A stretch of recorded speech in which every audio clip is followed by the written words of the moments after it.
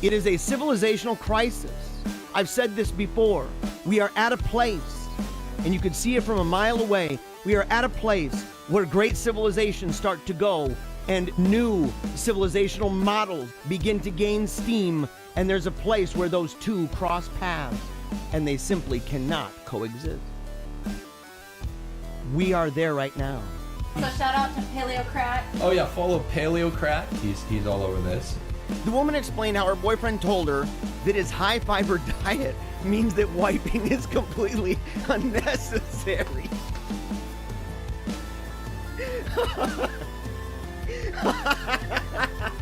Oh my gosh, I'm seeing stars. They're worse than the people on the corner talking about the rapture's about to happen. It's an apocalyptic death cult. It's so demonic. I'm starting to think there's some kind of a conspiracy going on around here. Yeah, we are the Wolfpack, by the way, guys. I forgot to say that. Ow! It's good to see you. It's good to see you. You guys always get me riled up, wild and zany. It's so eminent. Everything is eminent right now. 12 years, 8 years, we're all doomed. But the great animal uprising of 2020 is happening all around. They're even starting to talk, dude. I've seen movies. They're just at this point pulling diamonds out of their rear end, which would be a fascinating ability, by the way. I heard it's all about the pressure. It's gonna happen, guys. We're gonna push, and we're gonna push hard, because that is what is always done. That is what America does, which is why you can see all that destruction. And what happens, by the way? Cities get burned, windows get smashed, people get pulled out of their cars, individuals have been shot, individuals have been beat bloody on the streets, and then what ends up happening? White supremacy is the big problem in America. What? No! No, no, no! It's over, man. It is over, son. I think they're lying to us. And you know how we know this? Because they buy into everything. They spread fake news like crazy. Is this real, guys? 50-50. There are people out there that have physiques like that. You see them oftentimes in parking garages like valet drivers and stuff. If you want to be an ignoramus and try to do the fisticuffs, hit the road, Jack and Jacqueline and Karen. Oh, you're not based, dude. You're based in Pato land, as in like located. Let's look him up on Google real quick. Oh, he's on 666 Pato Street. We're just gonna have fun. There's no serious stuff going on here. Oh, they're mukbang spiders. Why? Oh, holy crap. No. No, no, no. Do not flaunt that. That is not something to be proud of. There's been a big price tag for the sins that we've committed as a nation. And we've committed some of the most grotesque sins in the history of the world. And all of a sudden, out of nowhere, there's this dude. He's kind of a beta cock, Play-Doh rolling, bubble blowing kind of guy. Says, you better take off that effing shirt, cause it offends women. What an ignorant way of looking at the world. You're gonna be tossed to and fro by every whim and fancy of a culture that hates you. This dude thinks it's offensive to women that I don't walk around with my shirt off. It's easy to say how great we are, and I believe that we're truly great. On the other hand, we got Dr. Jekyll, Mr. Hyde. They have no connection with the past, other than to simply remind the past always how much they hate it, and to dance on the graves of the democracy dead. The rabbits are now dressing up as Nicolas Cage. Plastic surgery, I bet, probably from that stinking cat. And you're like, you don't do plastic surgery. And he says, look at the plastic surgery I did for the rabbit. We need to repent. We need to take a knee for Jesus. Paleocrat's using that argument again. Come on, son. That's good, wholesome American stuff.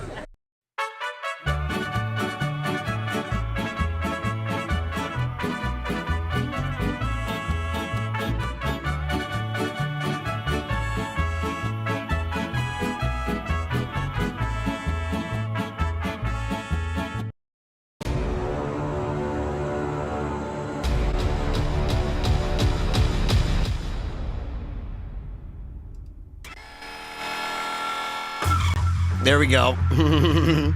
And there we go. We are on the air right now. It is Friday. Well, no, it's not. I'm so sorry. It is Saturday.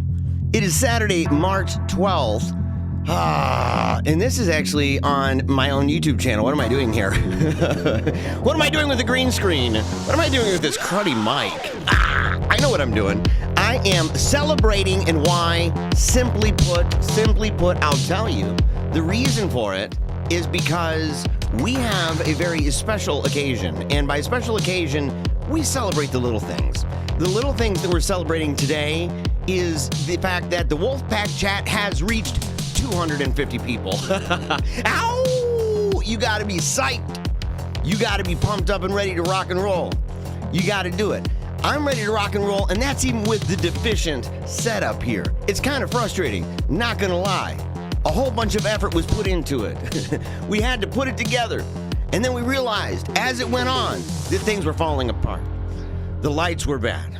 The key light, right? The fill light was garbage. The light behind me, you can see, it's cutting into my head. I'm literally vanishing into thin air. What the heck is going on with that? But we resolve each and every day what? We resolve, take a knee for Christ the King, never give up, keep on smiling, and remember, you're gonna die, and so am I. So we've got to live the best we can. We got to give it all we got. We got to give it everything we've got, every minute of the day. And even if and when something happens that's not necessarily the greatest thing since sliced bread, you got to make it happen. You got to make it happen. You got to dream bigger thoughts. You got to push through. And you got to have yourself a good time. Why? Because Christ is in charge. He has all power, all authority right now. And because he has that, we can rest assured of the victory. We don't have to even worry about all the crazy junk and crazy nonsense going on. And, well, we do. In fairness, we do have to worry about it a tiny, itsy little bit. A tiny, itsy little bit. I'm not telling people to not do anything at all, okay?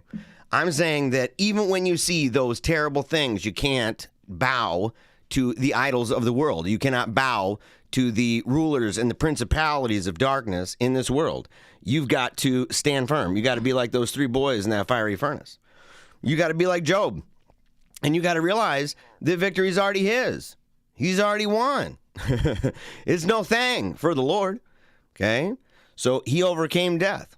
He defeated death by death. And because of that, we can live. In fact, we're called to live with a great, enormous amount of freedom and joy. And so part of that is just being glad for those small things in your life. And some people would say, dude, you're really celebrating right now the fact that your Wolfpack chat on Telegram has 250 people. And I'd go, you better believe it, son.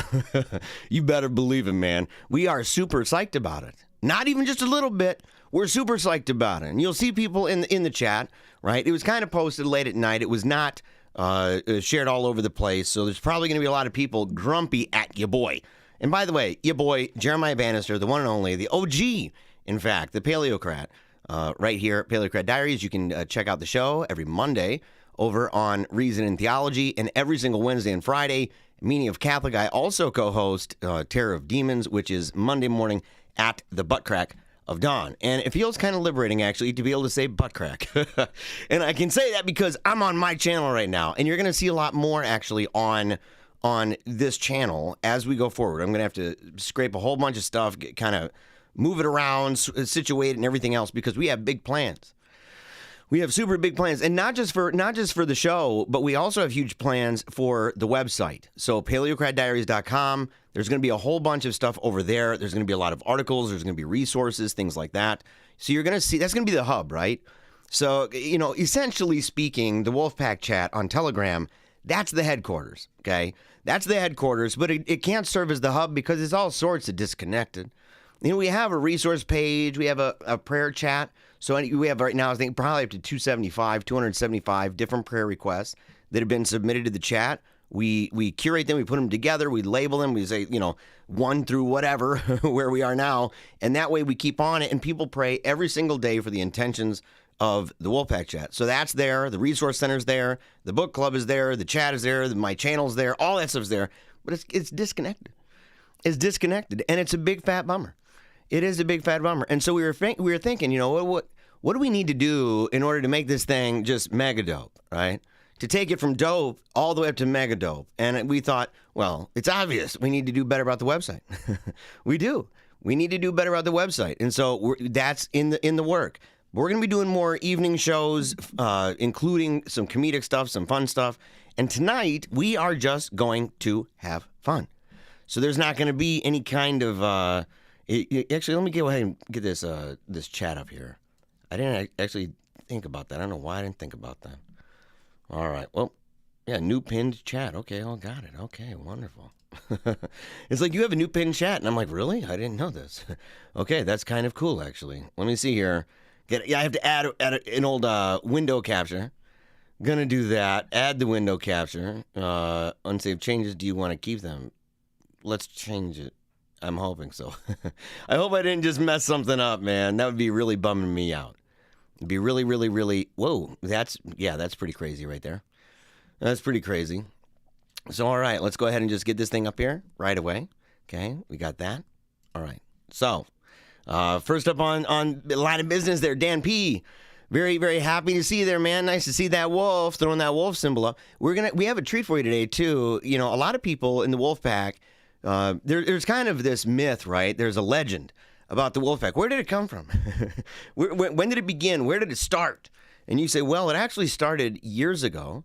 And it's kind of a sad thing because we have to figure out a way to connect the people who used to listen to the show with the people who listen to it now. And one of the things that, because I loved the people then. In fact, if you want to know how connected we were and how meaningful they were in my life, then you need to see the video that I made where it was basically me saying goodbye. It was about myths and legends.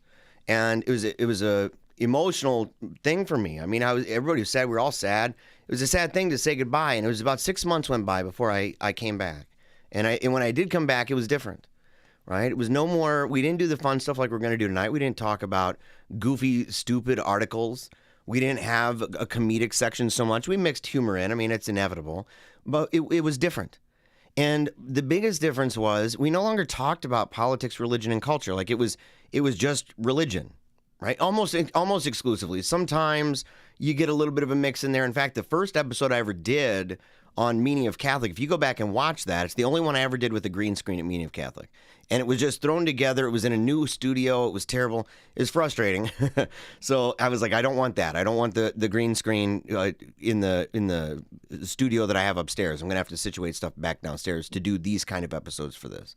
But it was the closest thing to what it used to be like. And we had people from all across the spectrum, right? So we had people, Protestants of all different shades, all different kinds. And now it's basically, to be honest, it's almost exclusively a Catholic chat. It's almost exclusively a Catholic show on what are essentially Catholic apostolates. So it's like, you know, the very things that I was saying that I would not do. I said I would not do that. I didn't want to just be a pro-Catholic. I didn't want to be a professional Catholic. I didn't want to be doing the same thing, getting in the same world with a lot of the guys that were doing stuff that even to this day, you all know. You know it. I criticize it.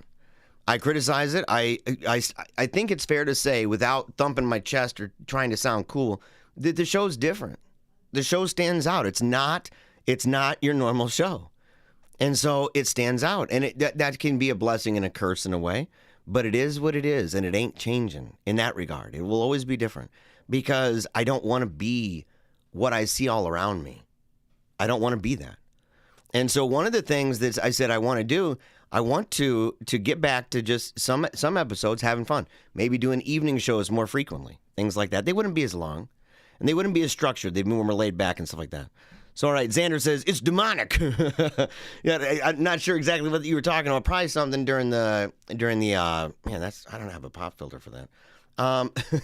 That's another thing. My microphone is killing me over here. It was all messed up with the green screen. I got to figure that out. So excuse excuse that. But the highlight reel, and that highlight reel, those are clips that I used to use at the beginning of every show that would lead into the show. And that gives you a decent idea for the kind of stuff I talked about. And so sometimes it'd be very serious. We're talking about the sins of the nation. We're talking about geopolitics. We're talking about politics, religion, and culture is what we're doing. And at the same time, we're also having a good time. There were episodes that were just, we did a Thanksgiving episode that was really great, and you can still watch that. Thanksgiving one, the Halloween one, they're just hilarious. All Hallows Eve, it was awesome. So we had a whole bunch of those. They're really great. Ranging from they'd be really funny, mainly just having fun, talking and being casual, drinking beer or whatever. But then there would be parts of it that sometimes it'd be emotional. And sometimes it got really emotional, like the All Hallows Eve episode. That I was taken off guard by an article. It was an article that was sent, and I started reading it, and I was taken off guard by it. It reminded me of my daughter, and it ended up resulting in this really powerful segment, and it was really a really touching thing. And it was something that the people, they really connected, right? And so I figured, I'm going to do this. I'm going to start doing more of these shows. It's going to be a lot of fun. And okay, I have a pop filter for this. My wife tells me I've got a pop filter for this. Yeah. Okay, so back to the comment section here. Sorry about that. Sam Ashlock, too late for your boy. Enjoy the night. Yeah, you and those 6 wolves. Leave the 6 wolves, dude. I'm really grateful for you, though, man. I did a screen share of a comment you did, and I mentioned your comment, too, on the show. I really appreciate the stuff you said, and really grateful to be part of your life, and I'm grateful you're part of mine. John says, you're making me lose yet another hour of sleep. John Lane. Yeah, man. So I'm sorry about that. Let's hope that it's good, though, man. Let's hope you have a fun time. As I said, it's not going to be what a lot of people would be accustomed to. And so we're not, I'm dead serious. We're talking about stories that are way off the radar.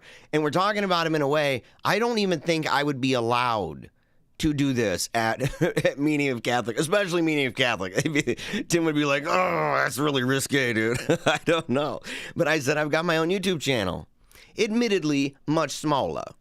And I haven't been using it for a long time, but I said, well, that's changing. Times are a-changing. All right. Whoa, this is an awesome surprise. What is that? Retrocalypse. Yes, listening while playing Eden Ring. All right, man. I've never played Eden Ring, man. Is it good? Dan P says, need more Paleo Naughty videos, please. What? You need more Paleo Naughty videos? Dude, I've got settings that they'll post comments and stuff, and they'll be like, oh, this dude, you don't want to have this guy on your show. He's been different beliefs in the past, blah, blah, blah, blah, blah. But there's a couple of them, man, they're like, and you may not realize this, but he has some videos online. and it's Paleo Naughty. It's Paleo Naughty. And it's the grodiest ones. I was like, oh, no. Yeah, add to the cult series. We need to know who Paleocrat really is. Yes, dude. Okay. So it's funny. But it's one of those things like I think I was like 18 years old, man, or 19 years old in those videos. As a Protestant, I was 19. I wasn't going to church at the time. So I would still believe in God, and if people would talk to me, I'd get really ticked. And if they were against God and stuff, I'd debate them. But I wasn't really living that life, man. And so it was one of those things where, you end up making videos. Now, I'm not blaming that necessarily on the the hilarity known as Paleo Naughty, because those are hilarious, man. Those are hilarious. Those are good. And so, yeah, we'll figure it out. So we'll have a good time with that. All right. Make sure if you like this kind of stuff, and if you want to see more of this, let me know and let other people know. That's the best way.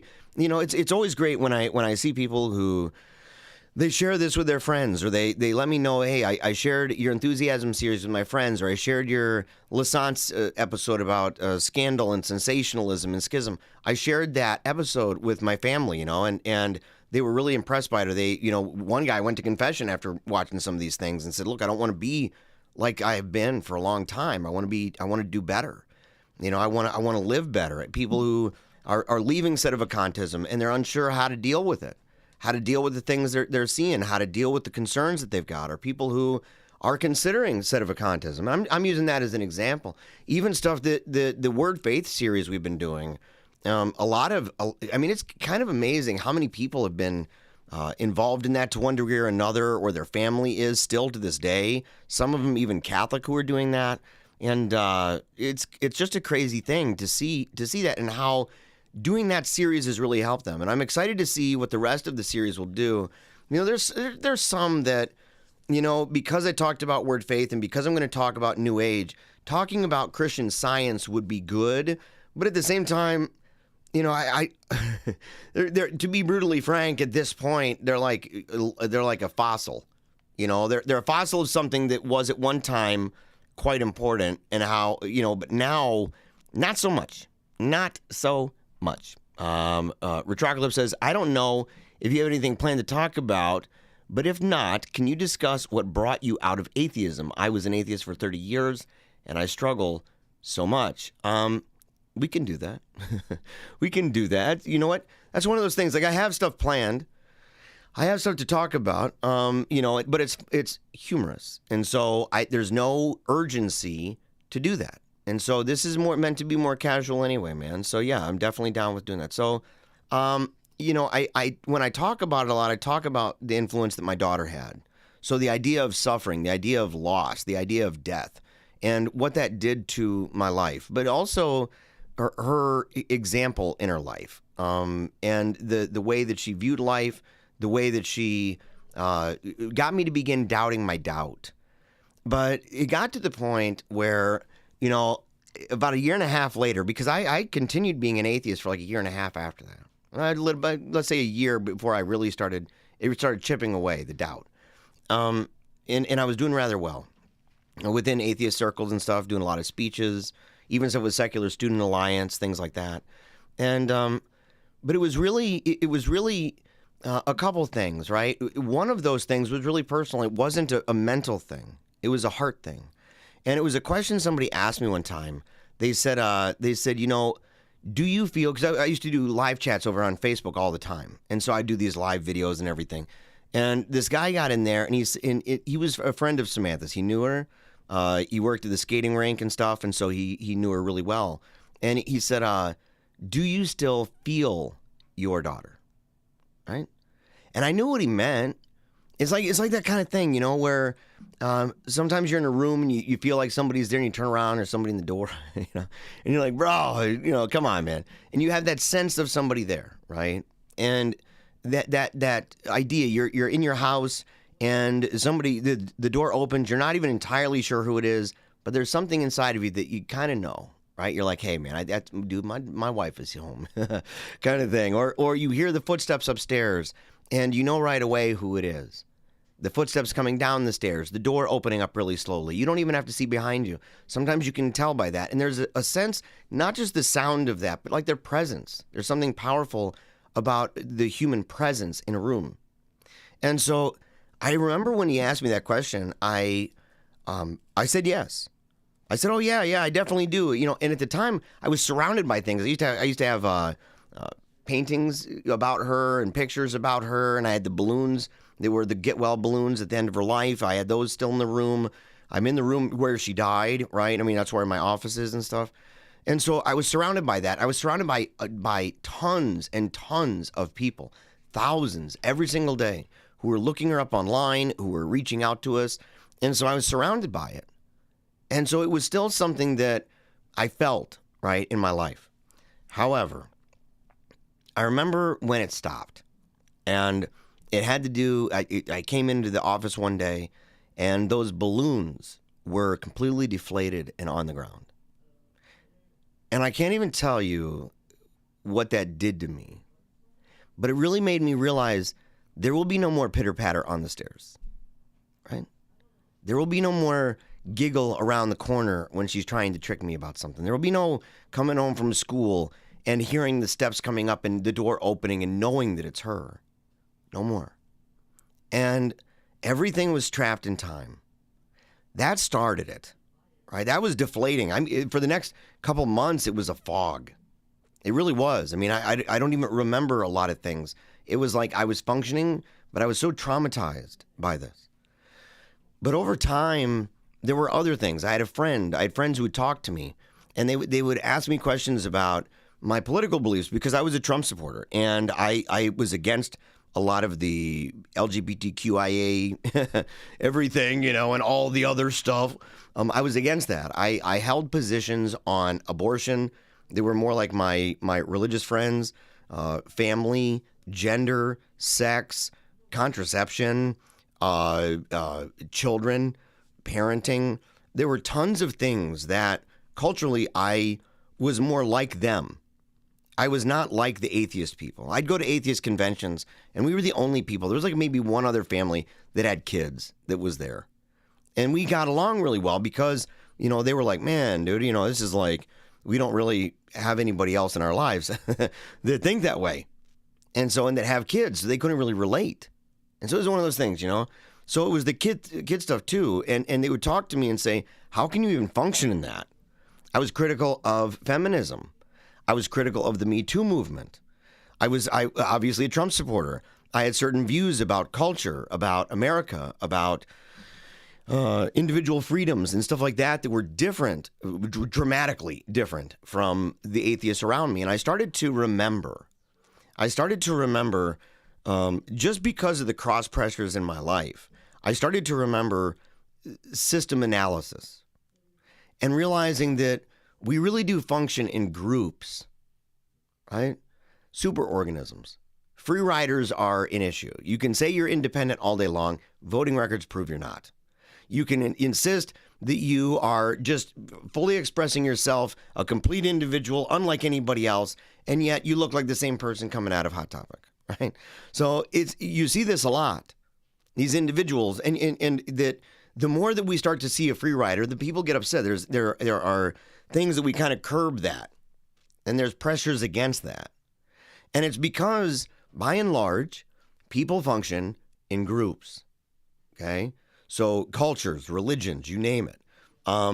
And I started to see, like, okay, there are individuals within a group. There's a balance of these things. But in atheism, there was no balance. There was no mechanism for that group structure and for the individual, consequently for the individual, because the individual was not able to come down a mountain with, you know, the stones or the scrolls. No miracles to speak of. And even if they were really smart, there's a bunch of smart people like that. So you didn't have any individual that was ascendant that could come down with authority, or, you know, come down from the mountain with authority. And on the other hand, there was no group dynamic that was able to convey things down to the individual.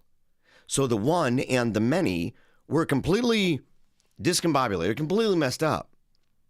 And they're both at a complete loss for how to manage themselves, for how to move forward. You'll hear sometimes they'll say, well, we should come up with the 10 Commandments. And you go, whoop-de-doo. Whoop-de-doo. Let's even say that they came up with a really cool one.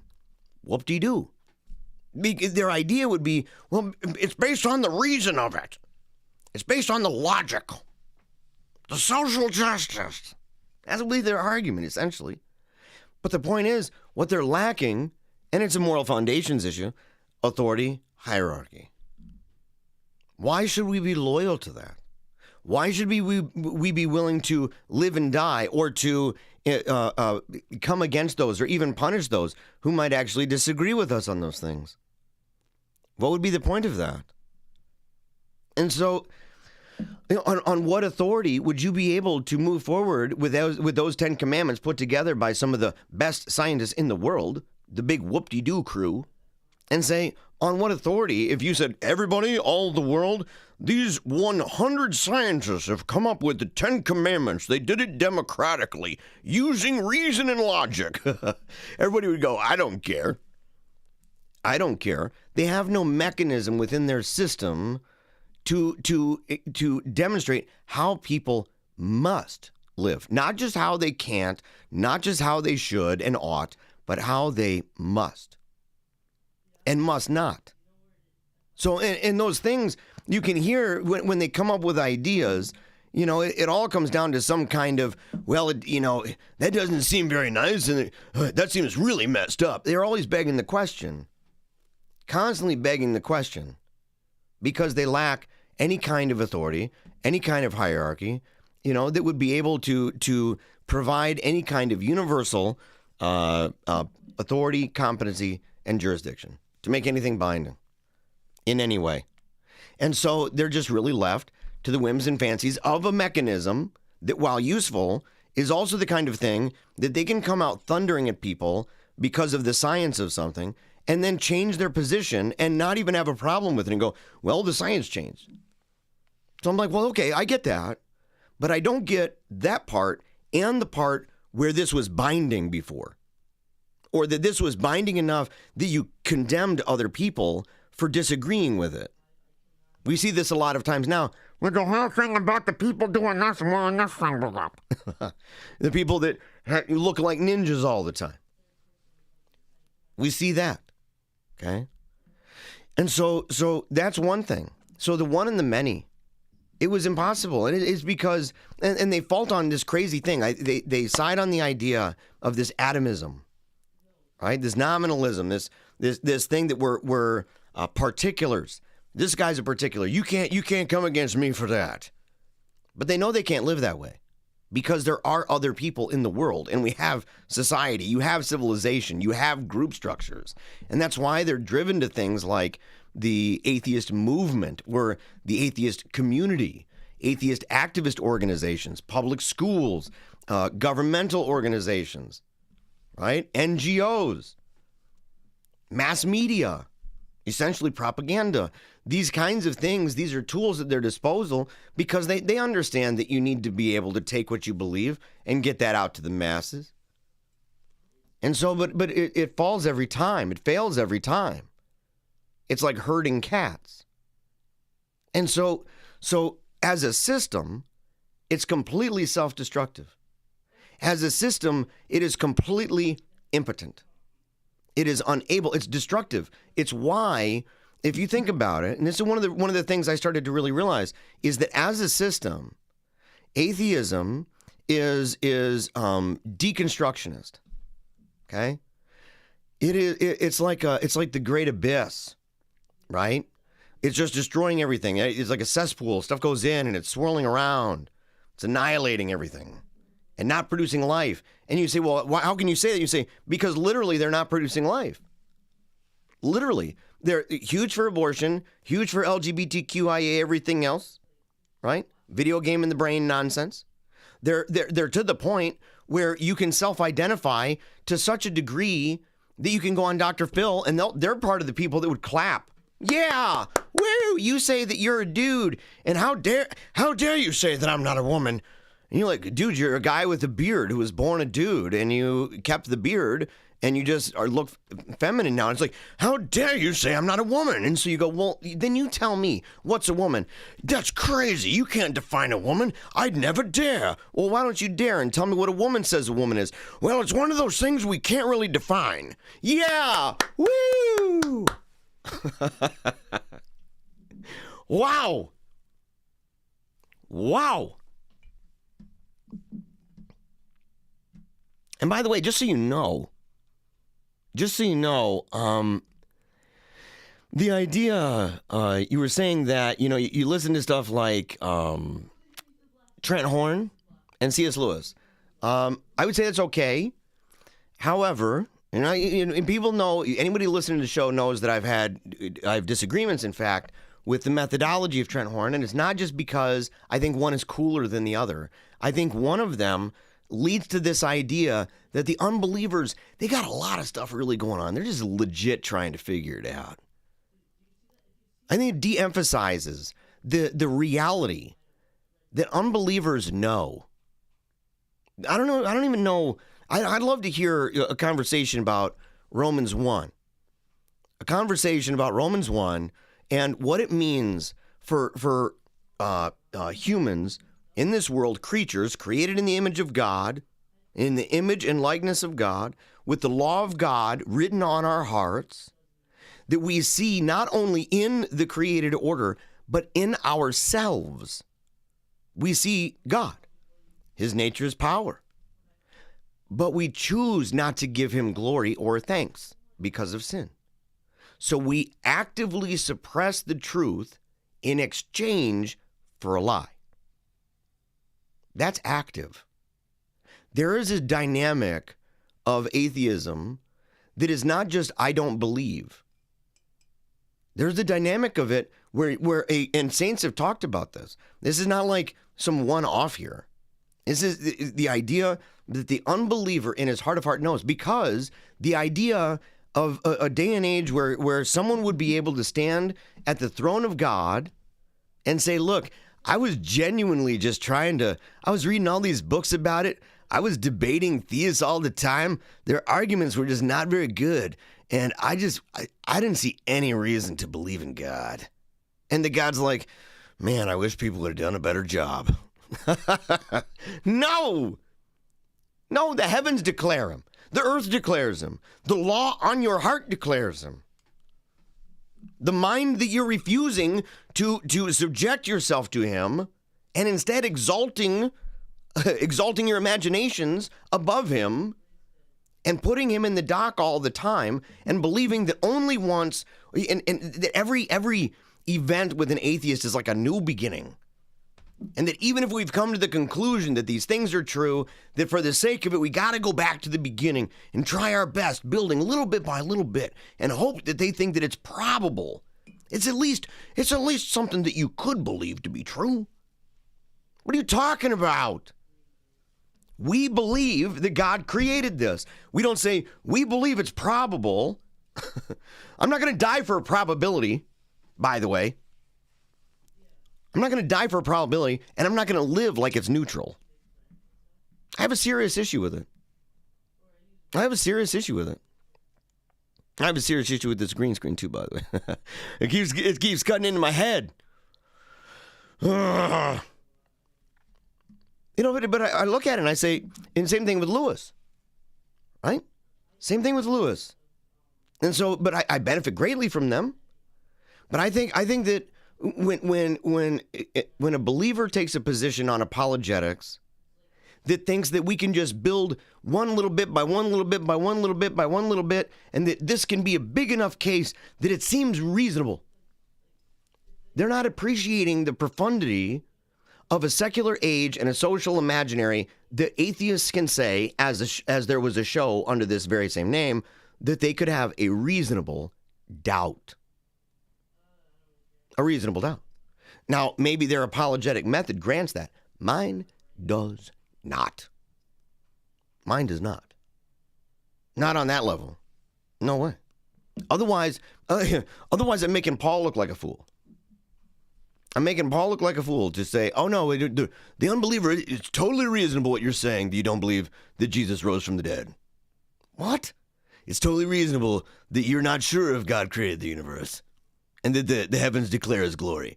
What are you talking about? You know, to be quite frank, how dare you even say that? How dare you say that as a Christian? I'm not meaning to say that that's Trent Norton's going around saying that. I'm saying that the apologetic method that is prevailing at this time, that refuses to do presuppositional back and forth, the transcendental argument, that refuses to put to laser in on the framework wherein and whereby unbelievers evaluate anything at all and make their claims at all, and the way that their systems completely fail. It completely fails, and this is the easy peaser. Once you get to the conclusion, let's say you even take a position different than mine. Once you get to the conclusion that God's real, from that point forward, you are presupposing him. The idea that you're going to suspend that for a stance of neutrality, that you're going to, for the sake of argument, you're going to pretend you're neutral, that is literally playing chess against yourself. That's absurd. It's absurd. You know, so there's a lot of people out there. Different apologists. I take a position of apologetics like Irenaeus, like St. John of Damascus, like St. Paul. And people can say, oh no, we take a position of St. Paul. Baloney you do. If most modern Catholic apologists want to start with the idea of getting back to the mover, the unmoved mover first, the big G daddy in the sky, could be an energy source, we don't know. Could be an energy source. We have to continue the argument to add layers to it. Paul went in there with a model. He went in there with a system. God created. I'm going to tell you what God that is. He didn't argue for that idea.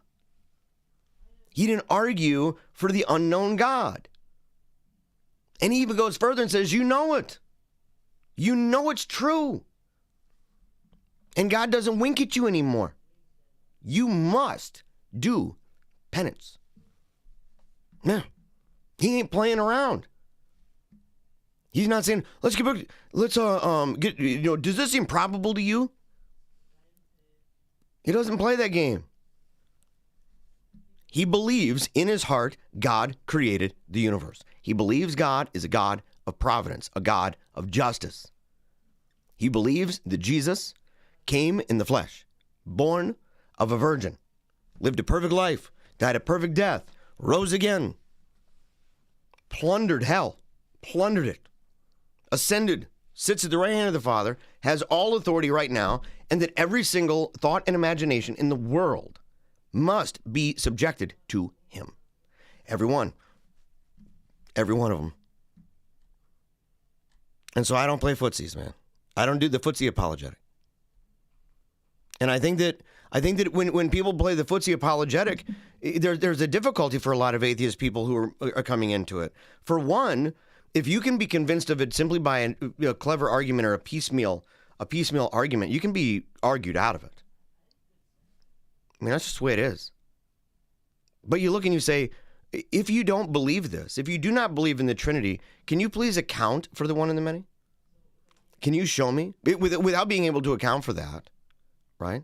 Without being able to account for how we have generalities and particularities, how we're able to do that. If we can't even talk. We're like Wittgenstein. And so it's not even, again, not playing around. Not playing around. But the idea is that, getting back to this, I'm sorry that I kind of rambled a little bit on that. But I'd say, look, man, when it comes to what we know, what we are, where we're going, right? Ideas about history, ideas about the continuity of who we are, like that I am Jeremiah. I was Jeremiah when I was 18. I was Jeremiah when I was 9. There's something about me that is continuous. Because that's a legit thing in an unbelieving world that's random. That doesn't have a providential God overseeing it. That is a real issue. It's an issue of, number one, is this all an illusion? Is this all in our head? Is this real? Is it a simulation? Do we ever really step in the same river twice? And if we do, on what basis do we say it's the same river? How can we account for that? How can we account for the uniformity of nature?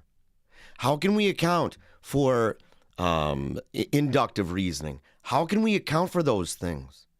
How can we account for the reliability of the senses? On what basis do we account for those things? And that is literally a first things first approach. And a lot of times people just get wrapped up into, well, let me debate and talk to you about the evidence that, the Bible is reliable. Just because certain prophecies in certain books are reliable does not mean that other books or other claims in those books are reliable. Not in the understanding that Catholics have. That is not a necessary consequence. And interpretations are disputed, by the way. Interpretations of various prophecies, interpretations of various passages, the idea of virgins, or was it a maiden? Does it make a difference? The idea that you can go particular, and somehow you don't have to even think about the idea that before you even talk about those things, that you're already assuming something about particulars and generalities, begs the question. But atheism, and it's not just atheism, any of these things. And I started thinking about this stuff, man. I started thinking about it. I started thinking like that any other system is not able to provide any kind of way to live, but they all live that way. Now maybe it's all just like, okay, yeah, well. Maybe it's all just this nihilistic thing. There's really no right or wrong. There's nobody who has the authority, competency, and jurisdiction to say that. There's, you can't just have a magic man. In a world where you don't even believe in magic, you don't believe in miracles. So the idea that somebody's going to come with miracles, at that point, it really is just their argument. But that they're arguing, can you even imagine? The argument was so good, dude. Everybody needs to believe in that. Says who? On what authority? At the end of the day, you're going to have morality enforced by the bayonet. What is it going to be? And if that's true, then that's what your choices are. Those are what your choices are. And I'd say that's not a choice where you can't know the difference between an individual thing and a general thing, where you can't make it, where you can't explain how things that were in the future will be like it was in the past. That there's a uniformity of nature that I can with a straight face just very, very confidently realize that banana out there on that table tomorrow is not going to work for me to start my car. There's something about that, a predictability within nature, even in the arguments themselves, that everything is not one, but yet everything's not atomistic either. That there's somehow there's one in many. How does that happen? Because we have a Trinity, homie. Because we have a Trinity. Yeah. By the way, tag seems to lead to a denial of reason when certain apologists explain it. Maybe. I don't know who that would be. I mean, look, even the worst presuppositional apologist, right? Like, what's his name? Sai. I forget his last name. You got him. You've got some of the dudes over at Answers in Genesis. Right? So you got those folks who do not believe in reason. What they would say is reason, but I guess it would depend on what you mean, because these individuals are literally talking about the preconditions wherein reason is even possible. And they're using phrases like, well, that's begging the question. So these people are not being unreasonable. I don't know anybody using the presuppositional argument who says God is true because God is true. Zero. Because you would have to be, the very idea itself is a twofold apologetic. You take the position of the other person, right? And you answer him, right, according to his folly, and then you don't answer him according to his folly. You do both things. Because you don't want to fall into his folly, but you also don't want him to be wise in his own conceit. It's taken from Proverbs. And so, yeah.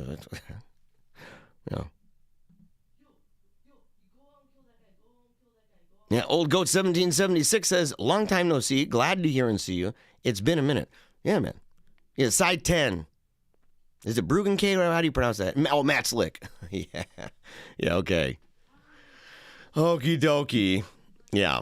Both those guys, well, and part of the problem with any other position that takes the presuppositional method, I mean, as I said, like Irenaeus used it. Irenaeus used it. There's actually a really great book. It's actually arguing, it's an Orthodox guy, and he's talking about presuppositionalism as a method. He's talking about methodology. He's talking about the history of these things, the techniques that were used, and how the idea of St. Irenaeus was that you're exposing the things from within. You're exposing it. You're making it manifest. Their system of belief. You're making it manifest. You are showing how it does not work, how it fails. You are showing the weakness of it. And in doing so, you're also equipping people all around that would be able to shoot their darts at that beast. Total annihilation. Nothing left. Powerful apologetic. Same thing with St. John of Damascus. Same thing with St. Francis de Sales. If people don't think that St. Francis de Sales is using that argument when talking to Protestants, and the Protestants don't use that argument essentially when they're talking, or that Catholics don't use that when talking to Protestants about sola scriptura, or when talking to Orthodox about their ecclesiology. If you don't think that's what's true, St. Francis de Sales called it the invincible argument because the consequences are inescapable. That's what he called it. Yeah. Well, he said, I just realized who you are. I watched your old videos when I was leaving evangelical Christianity. Yeah. I've been on, I used to do videos all the time on this channel even. On this channel. And then I'm like, yeah, Like, I don't really want to do that anymore. You know, well, part of it is, you know, I got wrangled into sedevacantism. You know, I fell prey to that. I fell prey to living as an atheist for 7 years. And even after coming back to the church, it wasn't for, I think about 16 months before I made any videos at all. And then even after that, I think it was another, I think altogether, it was almost 18 to 20 months before I started making videos regularly. And it was about politics and religion and culture, but it was mainly about politics and fun stuff too. And I said I would talk about fun stuff tonight, and I haven't done it. I haven't done it. Yeah, so it's good to see you, by the way, Riley. Yeah. Yeah, Catholic convert in love. Congratulations on your expanding empire. Thank you, man. Yeah, or are you a lady? I don't know. Are you a Catholic convert in love? Are you a boy or you a lady or a dude? Yeah. Michael A. says, I agree with you there as a former atheist. You know, and look, let me just wrap this up about the atheism thing without emphasizing everything else. Is that when I finally had enough, I'd read a book called Life of the Mind by Father Shaw. And I didn't know, I thought it was a book about like when you when you graduate from college and you kind of miss, right, the environment of that. And you miss the classes and you miss the challenge and, you know, of the disciplines associated with going to school. And you have to be an autodidact at that point. Like, you got to be on your own. You have to start doing your own thing. That the idea was, how do you do that? That's what I thought the book was about. Kinda. But it actually spent a lot of time talking about Belloc. And Belloc's walks, and how God in him, and if I remember right, Lewis. And I actually read a book with Lewis about the abolition of man, the restitution, an abolition of man or something like that. It was fantastic. It's about his book, The Abolition of Man, and it's about scientism. I can maybe put it in the comments and stuff. But it's I think Eshelman is the guy's name. Fantastic book about scientism. That, you know, it's like I knew these things were true. I knew so many of these things were true, you know, because even my studies on group selection and other stuff as an atheist, my studies of blank slate and the problems with the ideas of blank slate, reading Steven Pinker, for example, or reading E.O. Wilson on group selection, reading Jonathan Haidt on moral foundations theory, even reading Evo Psych. I realized how much of the atheist community and views that are popularized by atheist people, and not just the high-ranking people, but everyday folks. This idea, like, for example, you'll hear this a lot, the idea of, I studied all the different religions, and I came to the conclusion they're all just a lie. And they all just sound like, everybody's like, yeah, you did. And you're like, dude, I've been to your house, homie. Your library is like 5 books, and half of them are cookbooks. So cut it out, man. You didn't go and read all the religions. What does that even mean? I read all of them. I talk about tons of different religions on my show on a regular basis. It's what I do for my work, and I could never say that claim. Never. So they deceive themselves. It's a low bar, actually. And it's deconstructive. It's why when you're not having babies, when you believe what you believe about abortion, what you believe about contraception, about LGBTQIA and all that stuff, once you believe that, and you also believe, you add to that, not just the idea that, well, it might not be a person, but you add to that the social pressure of saying, I don't think you should have kids. You're a white person. Don't you understand? Don't you understand what the society is going through? You might be like a really bad guy for having more kids. You're causing more problems. Or, haven't you heard about global climate change? Having more kids, come on now. Give the earth a break. That kind of thing, that's an additional pressure to reinforce the already anti-natalist views that they have, which is why they emphasize certain things. Transhumanism. Because with us, we make babies and our babies go on. Our genetic code continues. Not them. Not them.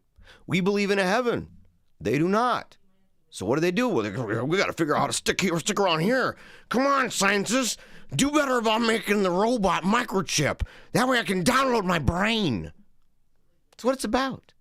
Or the idea that their values don't win by themselves. People are not convinced by them. So what do? Lawfare, political activism, right? Doing the kind of things with schools, doing the kind of activism about separation of church and state. That's their jam. Because it's the only way they can preserve themselves. It's the only way that they can actually continue after they stop breathing. Deconversion is extremely important to them because they're not making a lot of converts. They're making deconverts. That's what it is. So you have more and more people who are deconverted. So if you want to know more about what I think about our secular age, what leads people to walk away, what is a compelling argument for coming back, check out in the description below. You'll see a link to a playlist over at Reason and Theology that has my videos there, including one about, so I go through secular age. It's a book called How Not to Be Secular. It's by James K.A. Smith. He's talking about a book by Charles Taylor called Secular Age. It's a fantastic book, but it's like 700 pages or something. There's no way I was going to do that. So I did the summary of it by James K.A. Smith, and I think it's an excellent book.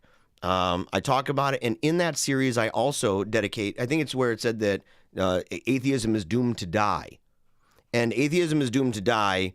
That episode was actually not about atheism is doomed to die. That was from Secular Age, from How Not to Be Secular. I ended up talking that day, though, about presuppositional apologetics and my view as a Catholic of that. And as far as I know, I was the first Catholic person to talk about Catholic presuppositionalism on YouTube. I used to write about it on Zanga. And for years, it was like if somebody said, well, what is that? Well, it's Jeremiah. There was nobody else. And to this day, I don't know a whole bunch of people utilizing that method, at least not explicitly, that use it in a way that is full-throated. They might use that as a tactic, but they equivocate. They equivocate Vantillianism, as if Vantillianism is the same thing as Bonsonism or John Frame or Francis Schaeffer, right? The idea that these are all the same, they're not. Gordon Clark, right? There's big differences here. So I think they need to be better about that. And so I'm open to deep conversations with people. I'll be doing some videos coming up against different individuals and the arguments that they're making against the method that I've been advocating now for years, the method that successfully deals, by the way, with multiple challenges, as it did. 40,000 people converted. 40,000 people converted were brought back to the church by the power of the argument, the kind of argument, the methodology that was used by St. Francis de Sales. It was powerful. St. Irenaeus, powerful argument. Destroys heresies. Destroys the wicked. Yeah, man. Yeah. Tom, good to see you, man. God bless you, brother. Jeremiah, good to see you. I hope everybody, man, I hope you guys got your beer. I hope you got beer, you got coffee. It's pretty late for that, but I hope you got it. Let's see here. How long have I been on? I've only been on. Yeah, I've been on for an hour. Okay, we're good. We are good. Yeah. I don't know much about Matt Slick, to be quite frank. I know a little bit about him. And I'm eating today. I gotta let you guys know. As I said, it's a casual show. I'll answer questions in the chat. I'm eating, though. I'm eating bean pie. Yeah. Not sure, man. I just got to pick up this whole thing, just eat it, man. What am I eating with a spoon for? If you've never had bean pie, you are missing out, kiddos. You're missing out.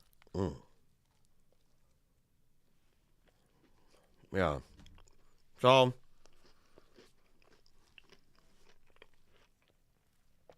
the failures of atheism. The failures of atheism to explain how we know. Not that they don't know, but to account for how they know. To explain and provide preconditions whereby that's even possible. Because we know they do it. And our contention is that they're able to do it, and they're only able to do it insofar as they are acting in two ways. Number one, in accordance with the idea that they're creatures created in the image of God, and secondly, insofar as what they claim to know reflects things as God truly knows them. If they say that they know something and they speak of it in a way that is the opposite of how God understands it, as the creator of that thing, then it's false. Well, pure and simple. Pure and simple. And you got to take them down. You got to take them down to the very first things. You got to take them down to the presuppositions. You have to. The idea that you're going to play Monocle Man all night long with an atheist person. I see it all the time. Do you guys see that? Tell me how compelling you really think it is. To be really honest. Tell me. I've seen grotesque amounts of failure in the Catholic apologetic community, for example, when it comes to sedevacantism. Grotesque amounts of failure. Unnecessary failure. And it's because they're committed to a methodology of Monocle Man. They're completely committed to this notion that they just had, they're going to put on the monocle. Oh, I actually got one here. I mentioned it so much, my wife bought me one. Check it out. Yeah. So they have Monocle Man. And so they're out there and they're talking to these people. We need to wear the monocle. We need to put it together. And we need to have it so that, we put God in the dock. And we think that God did a good job on this or not a good job on that. And we're putting the God of the universe and we're subjecting that God of the universe to our autonomous reason. No way, homie. No way. You couldn't even reason if you weren't created in the image of God, you weirdo. And how do I know that? Because you were created in the image of God. You were created in the image of God, and because you live in a world that God created, you live, move, and have your being in that world, and it is fit for you. He made it with a purpose and a design, an aim. So the idea that, I can disconnect from that. No, you can't. Weirdos. Ugh. My wife says she's going to have to go to bed. You're on your own the rest of the night. What? No. Oh, you're the Luna Wolf that lives around Seattle. Okay, I know who you are then, Catholic convert in love. I know who you are. Yeah, it's nice to see you, by the way. Yeah, you said Seattle. I know who you are. All right. By the way, if you're interested in getting more involved with the Wolfpack chat, let me know. It's really simple. You just got to go to Telegram. And if you say, I don't know about Telegram, and say, are you on Facebook? Most of the people that I know who say, I don't know about Telegram, man, most of those people are on Facebook and they're on Twitter. And I'm like, did you do realize they're literally like taking your information like crazy, right? You do realize that, well, yeah, I do realize that. And you're like, well, then get away, bro. Get away. How many people complain all the time? Facebook's always showing me all these ads all the time in my feed. I don't want to see that nonsense.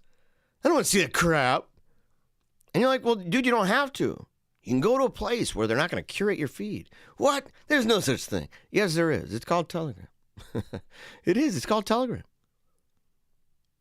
I don't know if they want to take all my information. What information, dude? What information? You don't have like a bio. Your bio is character limited. They don't have like, what are your interests? Tell us all about yourself. Sitting there with a piece of paper and a pencil. Yeah, come on, tell us more. Tell us more. No, that ain't happening. And there's 250 people over at the Wolfpack. Over at the Wolfpack. James says, how do you evangelize someone with same-sex attraction? Someone who's been hurt by the church, but is still honestly seeking the truth. It's one of those things. I've actually had people in my life who have talked to me about that. And it's one of those things where you have to couch it in two assumptions. It's easy for a lot of people, because of the world around us, to just simply go guns a-blazing, right? Guns akimbo, bwham, bwham, bwham, at anything like that. But the truth is, God died for them too, for real. God died for them.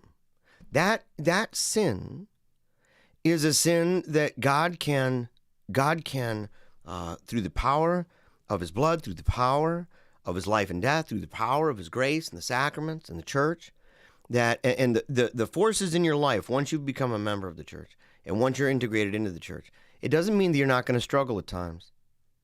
It doesn't mean that. We all know that, right? I mean, how many of us watching this have had to go to confession, and be really honest about this. Just think about it just for a second. And I'm not meaning to equivocate sins or anything like that. I'm not meaning to diminish the wickedness of certain sins and things, but to say, how many of you have been to confession before, and when you go, you feel embarrassed that you're going because you've confessed that exact thing so many times? Have you ever felt that way? I have. Big time, where it felt like there was something I could just, it was a struggle of mine. It was something that I could pray, I could read, but I wasn't praying enough. Something would cave. Something would lose its strength, even for the moment. I'd give the flesh enough room to work with. I'd make excuses. And it happens for all different kinds of sins that we have in our life. And it's a really difficult thing to deal with.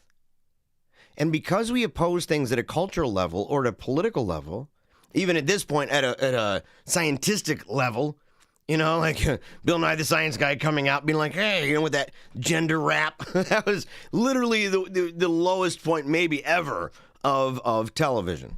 It was terrible. It wasn't even the worst for real. So but the thing is, we're against that at this point. It's all around us everywhere. Okay? It's all around us, shoved in our kids' faces. And so it's easy to take that hard line, and we must in one way. And yet, on the other hand, we need to be able to reach out that hand of love and to say, look, you are a sinner just like I was, just like I am, and we're dealing with this. Let's go. Let's go to the church. The church has the answer. The answer for someone who would be unable to deal with it, right? And this would be something between a confessor and a director and a person. But it may in fact involve celibacy. And that's tough. It is. It's tough.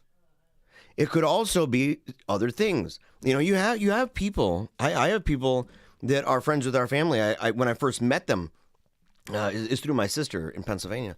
When we first met this guy, super gay, right? He was like gay Al. I mean, he was like really gay. And then later, and he just wanted to come into Christianity, right? My sister was a Mennonite at the time, a more evangelical Mennonite. She wasn't like, you know, wearing any of the hats or the, you know, suspenders and stuff. But the thing is like, you know, he wanted to be part of it. He wanted to be a Christian. He was sick and tired of that thing. And I remember being around him one time when he said that he'd done really well for a while and then he fell. And he was so embarrassed and he was so ashamed because he knows how grotesque it is.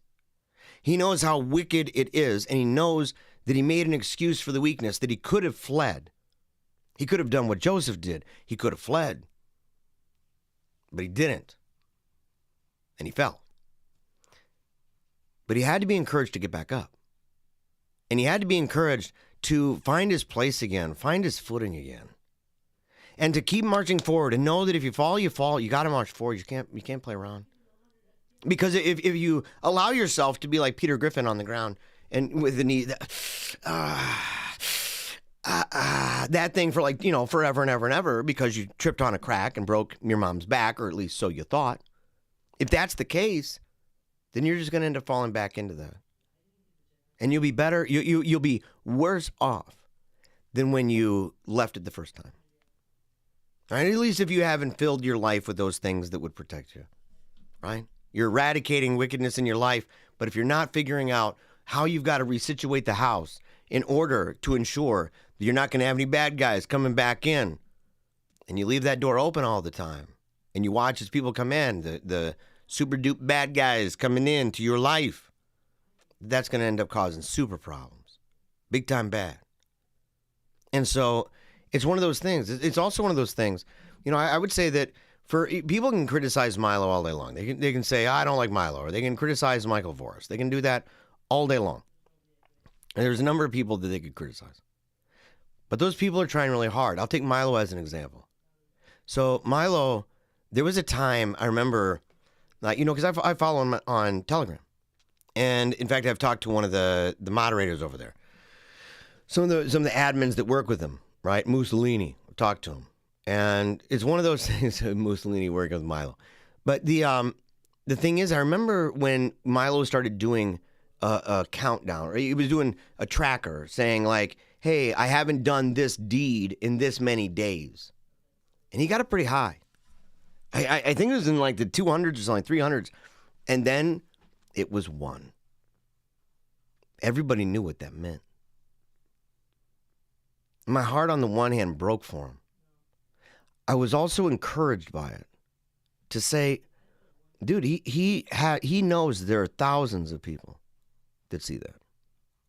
It had to be terribly embarrassing because he'd been talking about it and talking about what he was doing. And then 1. And now he's back at it again, just doing awesome. Now he's done things to do with consecration. Is it to St. Joseph, Our Lady's spouse? Yeah. And so I think it's one of those things where we need to be able to talk to them. We need to be able to be forthright about not just the unnaturalness. We were talking about Romans 1 earlier, right? We're still in the realm of Romans 1. In fact, that's part of it. Part of it is that because of the sin that we have in our heart, and because we don't give him the glory, because we don't give him thanks, and because we exchange the truth for a lie, because of those things, he turns us over to a reprobate mind. He turns us over because we engage in unnatural passions, because we engage in things that defy the order that we know in our heart, in ourselves, and in the order outside of ourselves that we know it to be true. And God doesn't wink at it anymore. And so, we have to be cognizant of that. We have to be cognizant. We have to be rest assured with them that on the one hand, it's a sin. On the other hand, even sin in its operation through the flesh, oftentimes we can talk about it in mechanisms that make sense. Like take gluttony, for example. We can talk about it as purely a sin in a purely spiritual way, but there's also physical dynamics of why asceticism is so important, why fasting is important. Different sins that we do that are, and in fact, all sins, I guess, to some degree or another, would have to do with delayed gratification or refusal to delay your gratification. And so I think it's one of those things where we can talk about various kinds of bodily mortification, various kinds of ways that we discipline the flesh, that we pummel ourselves. And I'm not saying, physically, you could talk to a director about that.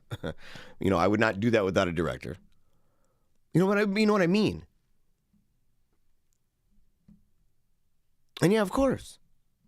And they got to go to a church. They have to confess. And I'm glad you brought that up, Michael. Yeah, or go to a random church to confess. People are going to have to do that. You have to do that. And so we would encourage people to do that. That's part of it. And in fact, by reaching out our hand and reaching out to that person, we can actually help that person and say, look, I'm willing to drive you there, bro. I'm willing to drive you there. And trust me, I'm not one to minimize penance. That's part of the gig for me. Say, no, you must. You must do penance. Because God doesn't wink anymore.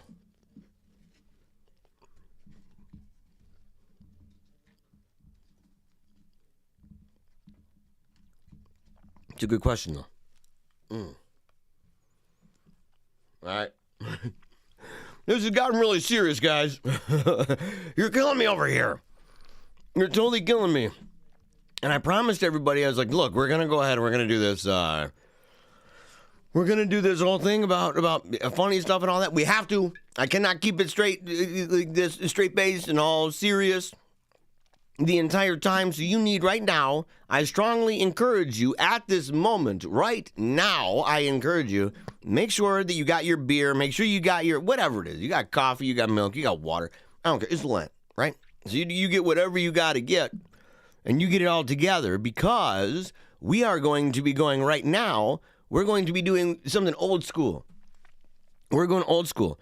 We are going to play the original Wolfpack song because now anybody who watches the show is like, oh yeah, well, okay, he's got the Paleocrat Diaries alert system, That's where everybody blasting the didgeridoo and the shofar and the hammered dulcimer and the xylophone and the snare drum and the three-necked guitar.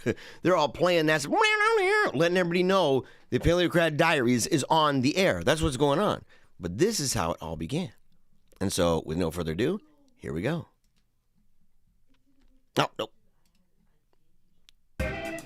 There we go. I'm like, what's that? What's that? With a wolf pack. Right here. People used to send these videos all the time. There's little Louie. You got to get this ready. We got to be pumped up. I hope you love being part of the wolf pack. 250 strong, folks. Straight to the dome. Let's go. Ow! Come on. Taking a knee every single day for Christ the King. Every single day. Thought, word, deed. Never give up! Come on now! Ugh. Because he reigns right now. Right now. Heaven and earth, all power, all authority is his. That's why we can smile. That's why we can insist. Never give up. Keep on smiling. And momentum more. Look at that little dude. Oh, I miss that guy. Oh, I miss that little guy. Oh, do I miss him badly? Oh, hold on. No. No. Hold on. Let me get back to the studio mode here. Let me get back to the studio mode so I can window capture. Let me go ahead and grab that. Copy that. Put this over here. Paste the reference. There we go. Oh, better move this over here. Better move it over here. We're gonna take that one off for now, though. We're going to take that one off for now. Oh, you didn't even see that yet. I got a thing behind the scenes. I didn't even realize that. Okay, cool. So, okay, check this out. I'm going to have to go down here. I'll show you here in a moment. This is going to be a lot of fun. Let's go copy. Oh, no. Let's go to copy. Let's go here. Paste reference.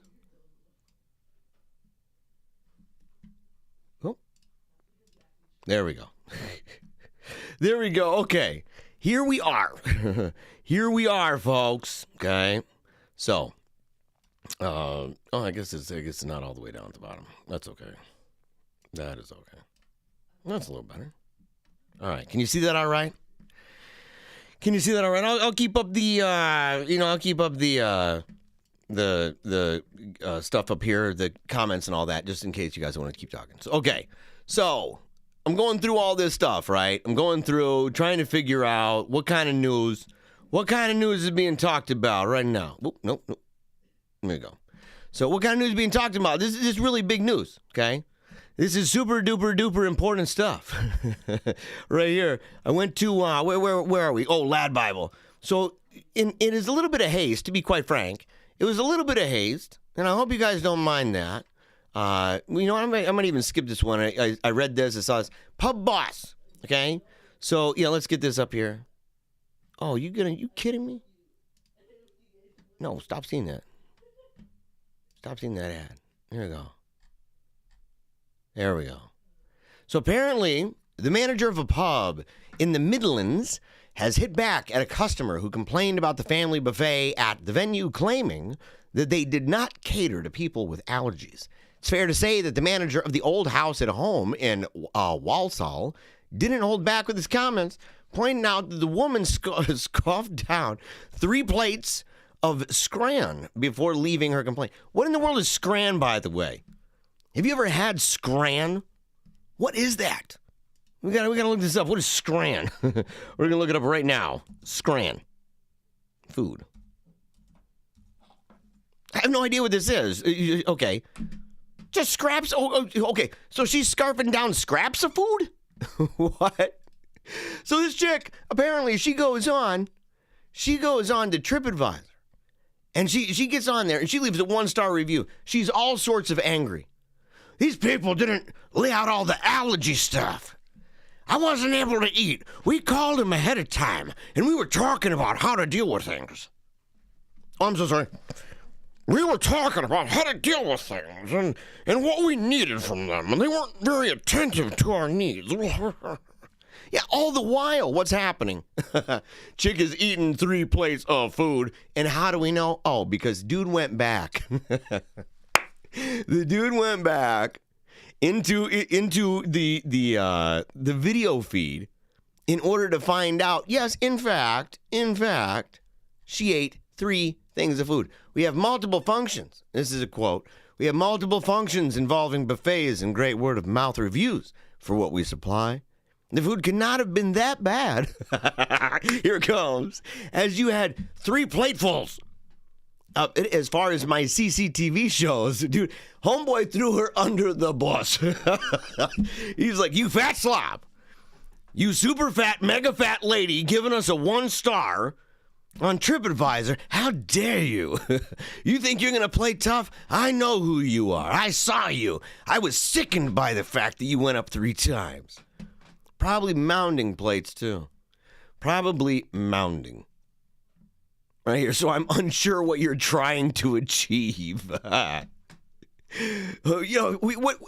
Imagine for a second. Being the kind of chick, right, or just kind of person. Being the kind of person that sits there and says, hey, you know, I go to this place, and let's say you even have allergy issues, because apparently she did call. She had called them trying to figure out, you know, hey, I just need to let you know we have allergy issues, or, you know, is it labeled and stuff like that. But she still went. And not only did she go, but she went up and saw it. Now, if she said, well, it wasn't all labeled as it ought to be, well, then what is your deal? Why would you eat that? You ate 3 plates. You didn't just eat 1. It'd be one thing like some lady sitting there and being like, oh, I'm literally starving to death over here. I'm literally starving. I don't know what I can do.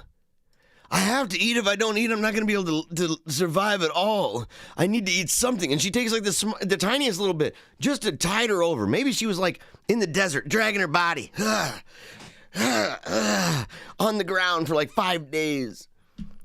And she walks up to this old house at home. And she goes, oh, and she's dragging her carcass across that, across the concrete. She's dragging her carcass across that parking lot. And she's like, I need some food stat. And you're like, you look emaciated. You really look a wreck. We need to give you a little bit. She's like, no, you've got a little bit. I'm not sure about the allergens here. And you're like, well, you know, this is how it's laid out. Okay, maybe the smallest amount, just enough to tide me over. No, she was not like that. She was not like that at all. Oh, no. This chick is scarfing down 3 plates of food. How dare you? I'm going to give you a bad TripAdvisor rating. What a ridiculous thing. What a ridiculous thing. Speaking of ridiculous, woman in relationship with toy plane says he is the best partner she has ever had. Wait a second. What? What? What is this crap? Charlie Metcalf over at Lad Bible. Okay, I've never actually seen Charlie. I'm still not seeing Charlie. Charlie, you got to put a profile picture there, homie. Yeah, woman in relationship. Apparently, let's see here. A woman in Hungary has opened up about how she found love with a toy plane. Have you seen this kind of nonsense before, by the way? Have you seen that? Yeah. Man, I've never seen anybody fall in love with a plane. I saw a toaster one time. True story. Totally saw it. They're like, oh, it's the greatest thing. One was a briefcase. And the chick was like, oh, yeah, just all rubbing on it. Well, apparently this lady now shares a bed with and kisses this thing every morning. Let's look at this. Oh, look at that. Oh, it's a cute couple.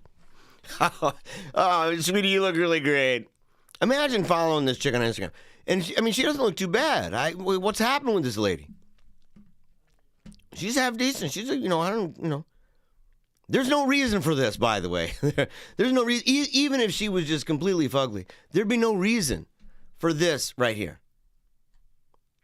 Sandra, 28 from Budapest, says the toy jet is the best partner she'd ever had after he turbocharged her love life. What are you talking about? No, it has not. He sits around the house all day, doesn't do anything unless you make him. That's what it is. The Hungarian has been obsessed with planes since the age of 3 and dreamed her entire teenage years about working with them in some capacity. This chick never realized that one day she'd be a bride to one of those planes. Imagine that. What a sweet story. In 2021, she finally secured a job working in the aviation industry surrounded by her favorite things, planes. That's cute. Previous human partners had no issue with Sandra's interest in flying metal objects, but she decided to dive into a full-blown relationship with one after breaking up with her boyfriend at the end of last year. So this late, they all knew. Like, everybody knew. They're like, okay, all her boyfriend, they're like, yeah, she's like really into planes and stuff. She's got like planes at her house, and she works on planes. I guess her family kind of says she was, into them growing up and stuff. And then imagine the conversation where they're like, oh, are you dating somebody? Yeah. Oh, you don't even know. It's so great. And going into a big conversation about the love life and everything. Oh, we just cuddle and kiss and everything else. And you're like, what's his name? And you're like, it's a plastic plane. What? It really is. It's a plastic plane. You can't judge it till you try it. No, I can, actually. Believe it or not, we can totally judge you without trying it. It is not hard. It's actually quite easy to do. The high-flying romance between Sandra and the plane. The plane. Every time I hear the plane, I'm thinking of, was it Fantasy Island? What was that called? Paradise Island? What was it called? With a little tattoo. The plane. You're like, this one? He's like, no. No way. Not that plane. This plane right here, you got to think. I mean, this is like, did she actually get consent? Did she talk to this plane yet to figure out if there's any kind of consent happening there or what? Yeah, the airplane is kind of, Michael says, the airplane is kind of a shape like, never mind. Dude, whoa, come on. What? Dude, well, it is late, isn't it? Right? I had to Google bean pie, definitely don't know what's scrambled. Okay, here we go. So Sandra said, I just don't know why I love him. I just love him. How do you even know it's a him? Have you ever thought about that? Probably not. Probably not. This chick is obviously assuming things like crazy. She's, oh, yes. Oh, it's definitely a man. Oh, believe me. I don't believe you. Prove it. Yeah, but no. You are literally, you're raping it up, chick. You are forcing all sorts of stuff. Absolutely nonsense. Offensive nonsense. I have never felt like this with a partner before. For the first time in my life, I'm in love. I've always liked planes more than the average person. It's never been a problem in my other relationships. Yeah, not until you started dating one. And you're like, oh, well, you're doing what? I'm dating a plane now. Was I that bad? Imagine her boyfriends, dude. Those guys, on the one hand, they're probably divided. On the one hand, they're quite glad to be out of that relationship. On the other hand, they might, if people go, well, dude, you'd be glad you're out of there. And you'd be like, yeah. And they're like, who is she dating somebody now? And you're like, an airplane. They're like, dude, really? Were you that bad? Like, they haven't said anything I never asked. If I go away for the weekend, I make sure I take it with me. It's not going anywhere. Believe me, you're fine. It's not like the plane's gonna leave. He's always there for me. Oh, there she is here. Oh, look at that. Look at that, man. Oh, that's cute. Oh, baby, that's great.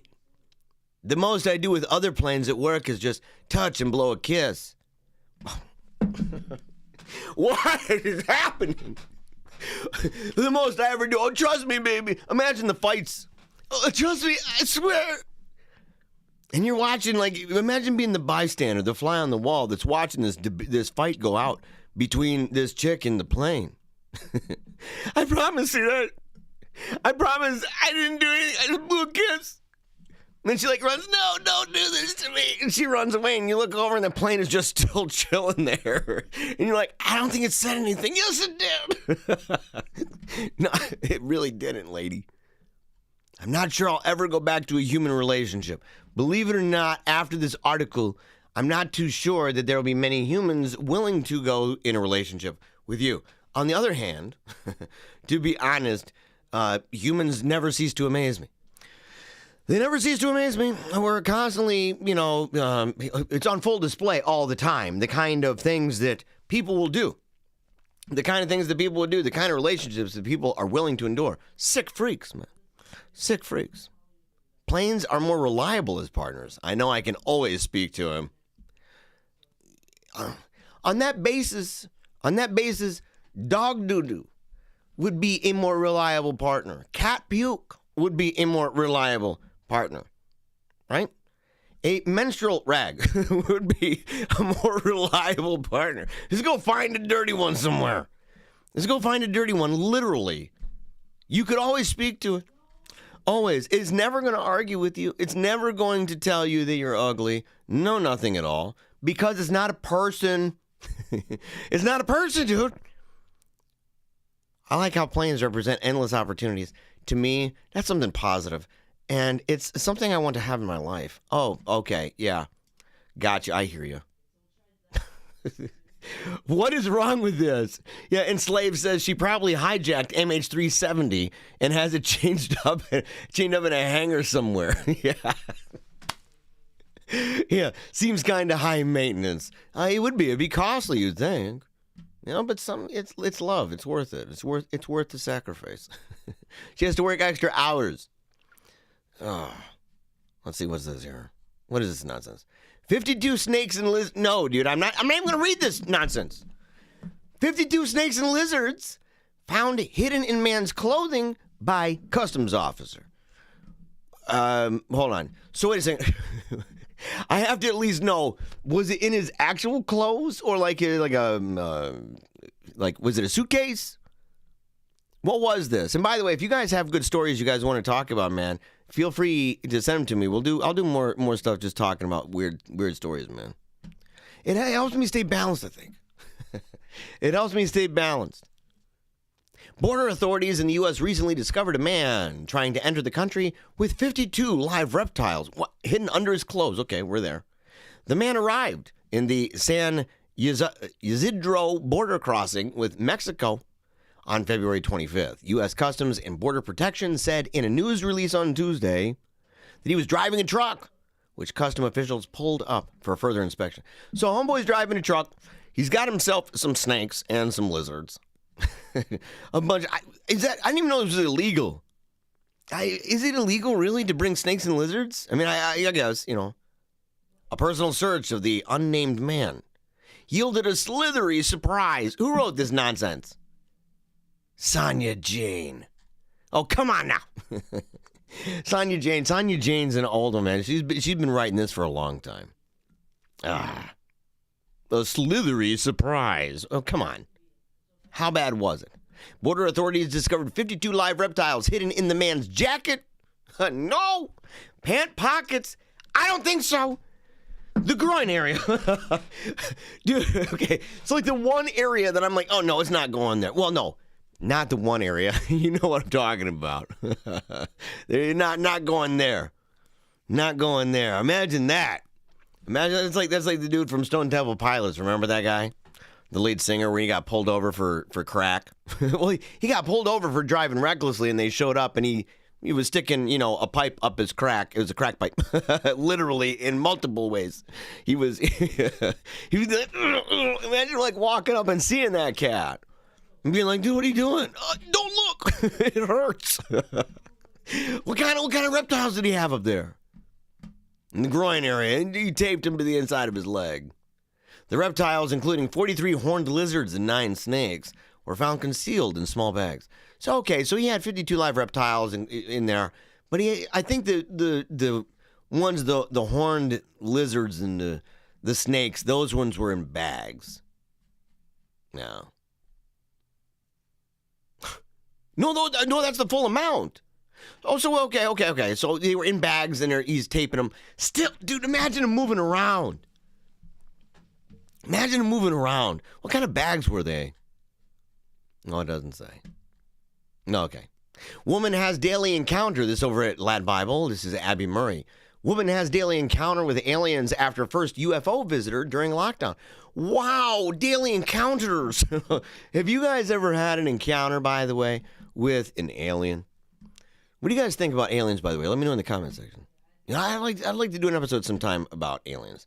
I think it'd be a fun one. By the way, just so that you know, I am drinking tonight. I'm enjoying the Founders KBS. This is a new one that I've never had before. It's just KBS Hazelnut Imperial Stout aged in bourbon barrels, 12%. I don't have a straw, though. Yo, Athanasius. Yo, Athen.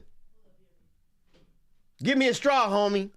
I got it straight to the dome that's 12%. I got to do it. All right, let's see here. Yeah, Haley Luya said horned lizards have spikes. You know, Haley, I need to make you... Hold on a second. Hold on, is this going to work? Here we go. Straight to the dome, this beer. We're doing it, guys. How do we do this? Oh. Athen! Yeah. I need a stinking... I did it again. I literally did it. Just foamed everywhere, all over the place. Yeah, I need a napkin, dude. All right.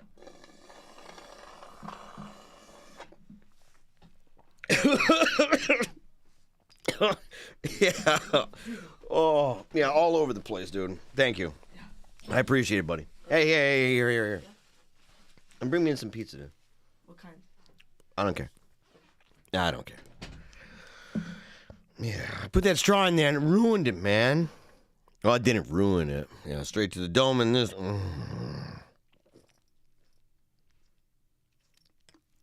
All right, here we go. Yeah, Michael says, good idea with the straw. Yeah, dude. The thing is, man, yes, it's totally a good idea with the straw. It's always better with the straw. The straw is scientifically verified, totally proven, 100%, no doubt about it, globally recognized that when you drink anything like beer or coffee or anything like that through a straw, that it has this super fuel, jet fuel type capacity where all of a sudden the force of it bypasses the blood-brain barrier. Remarkable, in fact. It's how we roll. Oh, yeah, look at that. Thanks, bro. It's okay. So back to the story. This woman apparently is having daily encounters. You know, it's one of those things, you know, you could easily disprove. I mean, just kind of stalk her maybe for a while. You're like scoping it out with the binoculars. Be like, what are you doing? You're like, this chick says she has daily visitors and stuff. And I mean, dude, look, she's another one of these chicks that's like kind of hot. Actually, this girl's like way prettier. What is happening? Why is this happening? A woman claims to have experienced her first alien encounter during lockdown, and now they won't leave her alone. You can see footage that she's taken of mysterious lights that she is convinced are UFOs, and you can see that below. Let's see.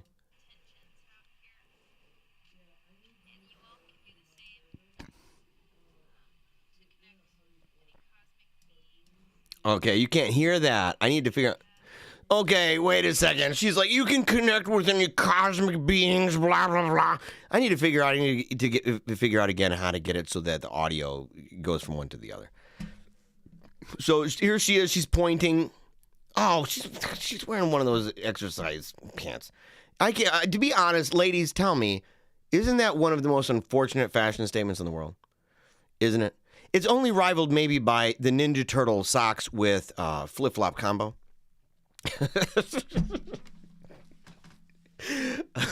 Or the curls in the front of the hair in the 90s that like went up and curled. Like that, or the French rolls. We used to call them pegging pants, and of course that word took on an entirely different connotation. We will not go into that here at all. But French rolling your pants, that would be another one. And French rolling your gerbots that had pleats on the top, that is definitely one of them. And here she's pointing just random nonsense up in the sky. And she wants attention. Xander, you're right. I feel bad giving her any attention, but let's at least find out a little. Now she experiences extraterrestrial visits on a daily basis as aliens approach her in all manner of unearthly spacecraft. So apparently now this chick is not only being visited by aliens, she's being visited by them in all sorts of different spacecraft. I wonder if she's being visited in the airplanes by the last lady. She's like, wait a second, I've seen the airplane before. It probed me. She said, my first encounter with aliens and UFOs was very intense. I assure you it was. If in fact it was true. And let's say for a second that this lady is experiencing something that's actually true. But let's say it's not aliens. Let's say it's like the neighbor. And this lady's like way out there, man. It's kind of obvious. They're like, well, why would you say that? And you're like, she literally says she has aliens talking to her every day. I mean, we're already past. Okay, yeah, you're right. Okay, that's fair. She said, okay, so I went outside for some fresh air one night, and I immediately locked eyes with a bright light hovering over the neighborhood. Oh, dang, girl. Dang. It really spooked me because aliens and UFOs aren't something I've thought about much before. It was a total reality-shifting experience. I bet it was. I bet it was. You just imagine them, wow, wow. And she's like all looking up, and it's a magical moment between her and the lights. Wow. A couple of months later, I had my second encounter. After that, it kept happening more frequently, and now I'm having experiences daily. Okay, so is this chick, like, scared or what? Is this chick, like, terrified out of her mind? Yeah, Haley says those are not aliens. Her ex-boyfriend is breaking in. Yeah, man. The higher the socks, the downer the food. What are you talking about? Downer the food? What? During my encounters, I have also been able to see what the beings look like. Wow, okay, so this lady, she's got herself one of those ring lights. Doesn't that bother you a little bit? Look at her eyeballs. I can't stand that, by the way. It literally drives me nuts. Like, film noir had this thing, where you have kind of the eye light. And so if you look up, especially in scenes where it's got a woman and you kind of want a soft feel, a romantic feel, that does not look romantic. That makes her look like she has some contacts on. And she's a pretty lady. She's a pretty lady. She's out there doing her thing. One of the first beings I saw was a girl in light blue skin. Really? She had no hair, but she was very beautiful. She was wearing a skin-tight gray suit. I don't think so. This chick is literally thinking of X-Men. It's what's happening here. Yeah, Michael says she never thought about that before. Sure. Yeah, dude. I'm with you, dude. I thought that right away, too. She's like, I've never thought about aliens before. I'm like, oh, okay. Whatever, bro. Xander says, this is what dope does to your brain. Oh. I've also seen another group of beings with light blonde hair, fair and glowing skin, and bright blue eyes. Dude, she's a Mormon. This chick is a Mormon. She's seeing, she's seeing the blonde-haired, blue-eyed angelic creatures from other planets and such. Ugh. Does she have a snake earring? Dude, she does have a snake earring. Man, I'm proud of you, Michael. I'm serious, homie. I'm actually really proud of you, man. Yeah. This sounds like Megamind's mom. Who's Megamind? A new twist with the lizard pants guy is kidnapping this chick. Okay, so now we now have the formation of an actual workable theory, I think, is that the dude is probably connected with his chick. We have to figure out, really delve deep into exactly how. The dude with the snakes in his pants is probably thinking, he's probably watching the show right now. He's like, oh, they're talking about me on Paleocrat Diaries. I gotta tune in right now. And he's like, I'm glad I tuned in. Maybe not for the airplane chick. I mean, she's kind of, out in left field. But this lady, maybe she's available. She's not married, boys. She's not married. So if you're into this kind of thing, and I highly doubt you are, she seems to be available. She's available for sure. I believe they send images of themselves to me through telepathy. No! Why? I knew it was did you sense it? Did you sense it coming, boys? Did you sense it coming, ladies? That it was going to happen, that at some point in time, we were going to get to the place where not only did the lady completely lie through her teeth that she had never, ever thought of aliens before. Oh, of course not.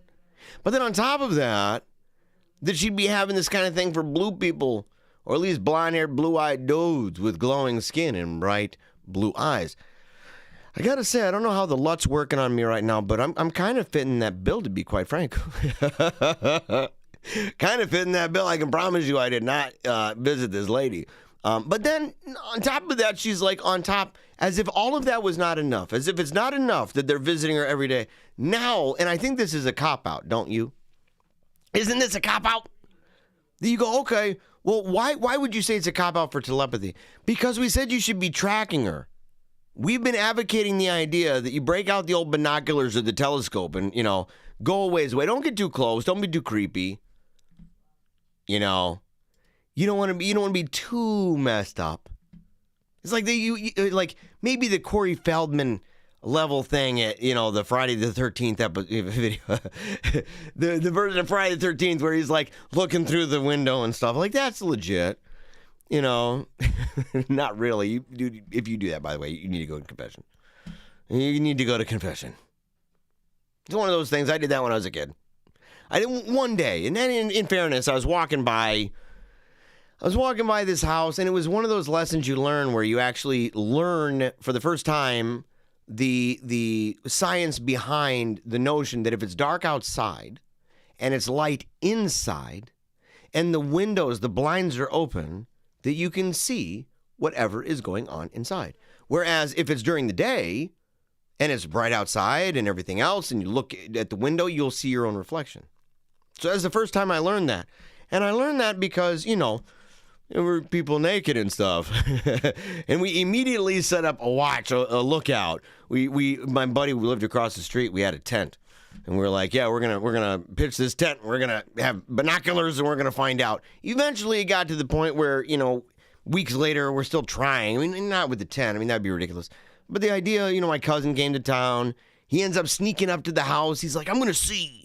As if this was going on all the time. We were really ignorant young boys. And so we end up going out. My cousin walks up to the door. There's all these people on the inside. They're playing like Atari or Commodore or something. It's old school. And he goes up to the door, and it's one of those glass doors, and the people are on the inside, and there's like all these ladies and dudes. And homeboy puts his eyes right up against the door. Like this. Like that. And it's just a glass door. And the people on the inside, they're playing, what? And he goes, run, like this. And he goes, booking, dude. I'm like, oh. And I'm booking as fast as I can. And my cousin's like, and we're booking as fast as we can. We can hear the person behind us, get back here right now. You come back here. And that was also the day that I learned this very valuable lesson that something that, in the future when I was older like him and everything, if there was a kid that did that I wouldn't waste my breath saying to come back. Because there's no way in the world we're coming back there. I did pay a penalty for that. I was running, it was dark. And I was running as fast as I could in the dark, and I'm booking into the backyard. I live right up the road. I'm running the backyard of my house. We've got these trees all around and stuff. And all of a sudden, it was the worst pain that I'd experienced. Right in the face. And then right in the face, and then right in the back of the head. Because as I'm booking, like this, all of a sudden, boom, I hit this metal rake. It's one of those hard ones for gardens. And it was like, whang, like, boom, like this. My whole body, I go flying back, bam, hit the ground. I end up walking in super, super sad. It was wicked bad. I'm like, I walk in, I'm bleeding. My mom's like, what happened to you? Somebody left a rake outside. You did. You were raking. Oh, yeah, I left the rake. You get what you got.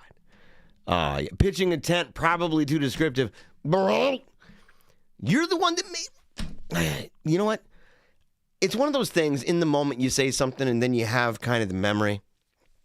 It's like, do you remember that video of the youth pastor that said he was trying to say pitching the tents?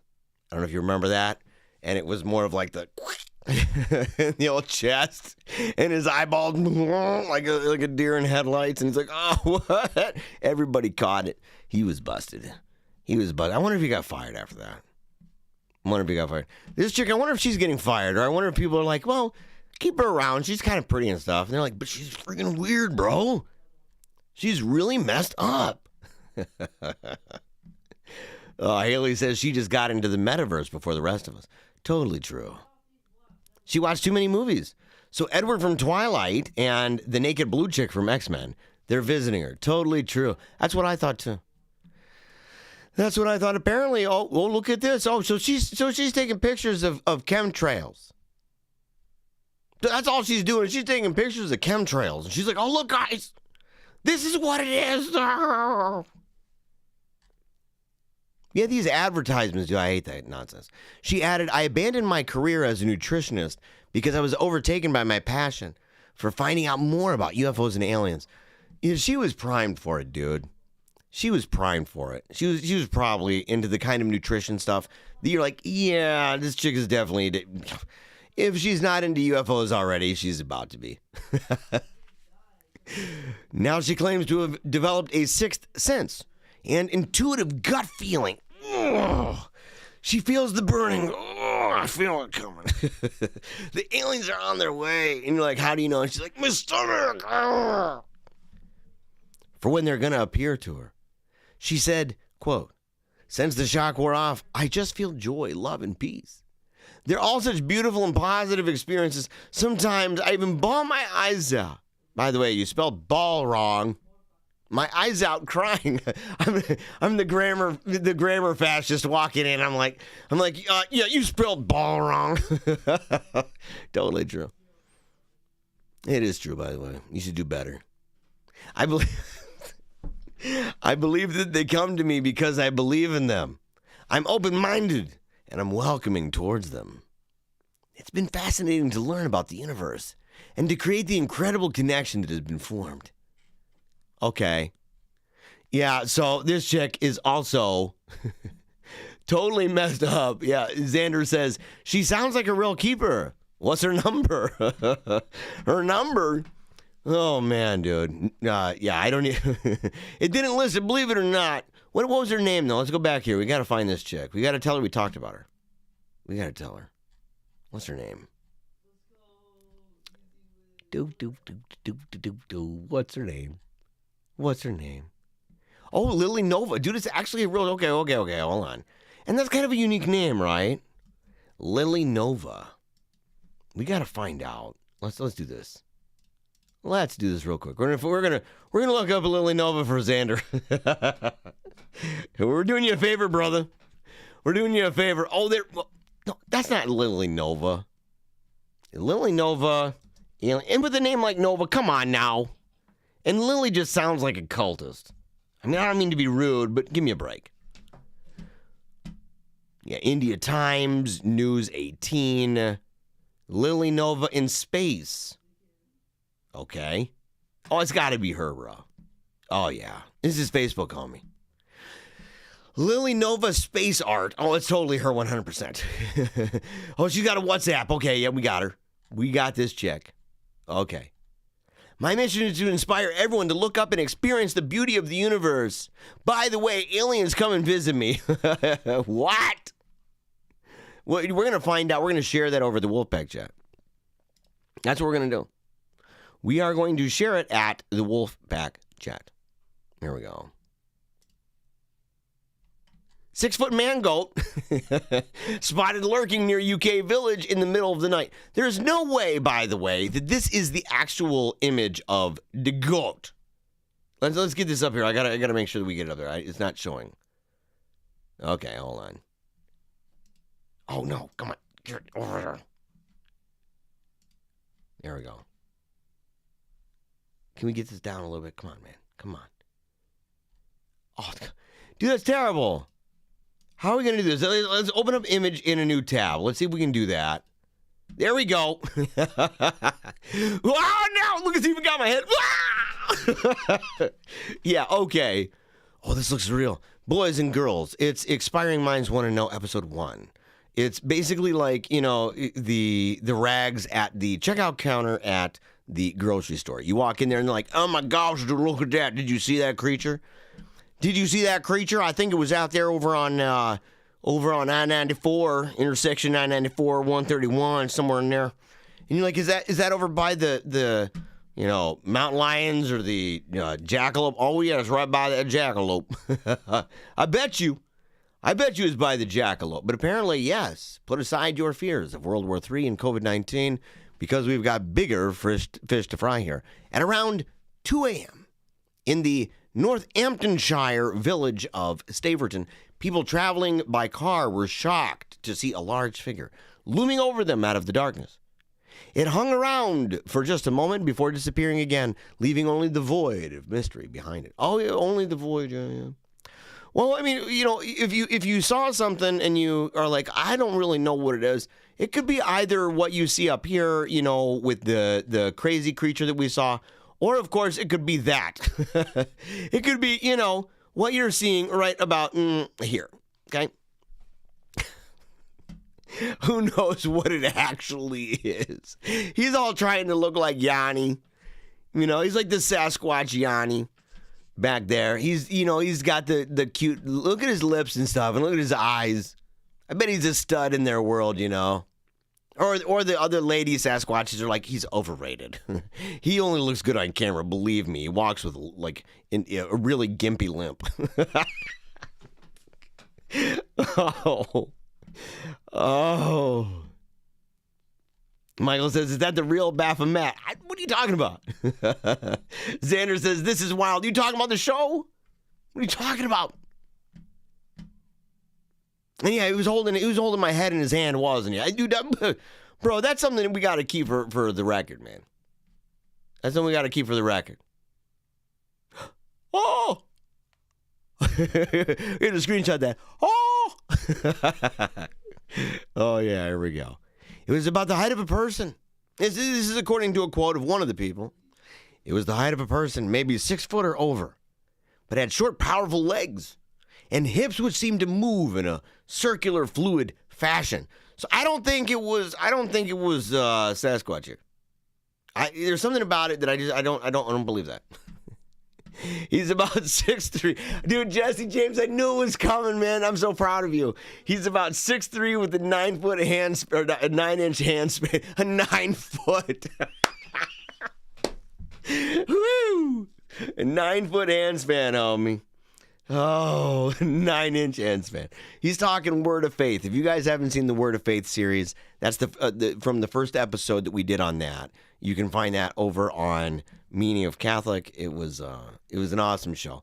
We talk about introduction to the Word of Faith, cast of characters, the mythology of it, and their belief. The Word of Faith people like Copeland, Benny Hinn, their idea that God is like 6'3" with a 9-inch hand span. It's hilarious. Hallelujah says, new story, she's possessed. Is she in Los Angeles? That is a possessed area. You're going to get me in trouble, Haley. It was Fresno. It was Fresno. Well, all of California, to be quite frank. L.A. is the spirit of unreality. Michael says, if Shaq was in the woods for a month, you would think he's Bigfoot. Now, in fact, let me put this stuff up here. I'm just going to splatter this screen with a bunch of stuff. Because I've been talking to people who are wondering, what is he saying? I'm talking about people in the chat, man. Talking about people in the chat. Let's see. Harry, where are the Hendersons? Haley, I thought I was the only one that has seen that movie. Bigfoot got junk in the trunk. Yes, totally true. Totally true, junk in the trunk, dude. Yeah, it definitely happened. They later added, the closest we can describe is a large man goat on hind legs, but really stocky ones. Okay, so imagine you see something and literally the best identification you've got, the best you have to offer is a really large man goat on his hind legs, but they're really stocky ones. Wow, man. Yeah, wow. Cruff's dog leaves owner horrified, stopping mid-routine to do a poo. Okay, so I don't know if we can hear this. Because we can't hear it, I don't really know. We'll see in just a second. Let's see. It's worth it. It's worth it. Let me, hold on.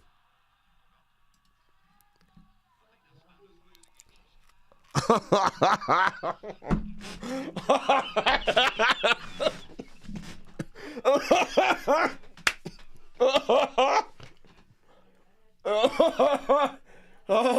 hold on. Oh my gosh, guys. Oh, hold on. Oh my gosh, dude. Oh, dude, and I can hear it through the headphones. Oh, hold on, this is too good. I'm sorry that, man, I just realized I'm like, this microphone is like cranked up so loud. I'm sorry, guys, if it's been peaking like crazy. Oh my gosh. Okay. So this dog.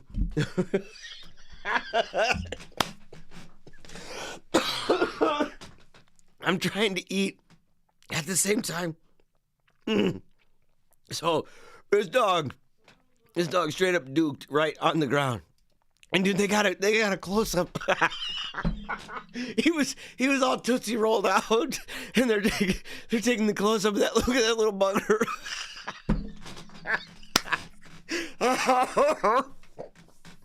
Oh, okay. Whew. Oh my gosh, dude. Oh, I'm so sorry, you guys. Hold on. I don't know why that's so funny to me. But dude, that's so great. Look at the dog. He had to be so ashamed. He knew. He's like, I've been trying to hold him for so long.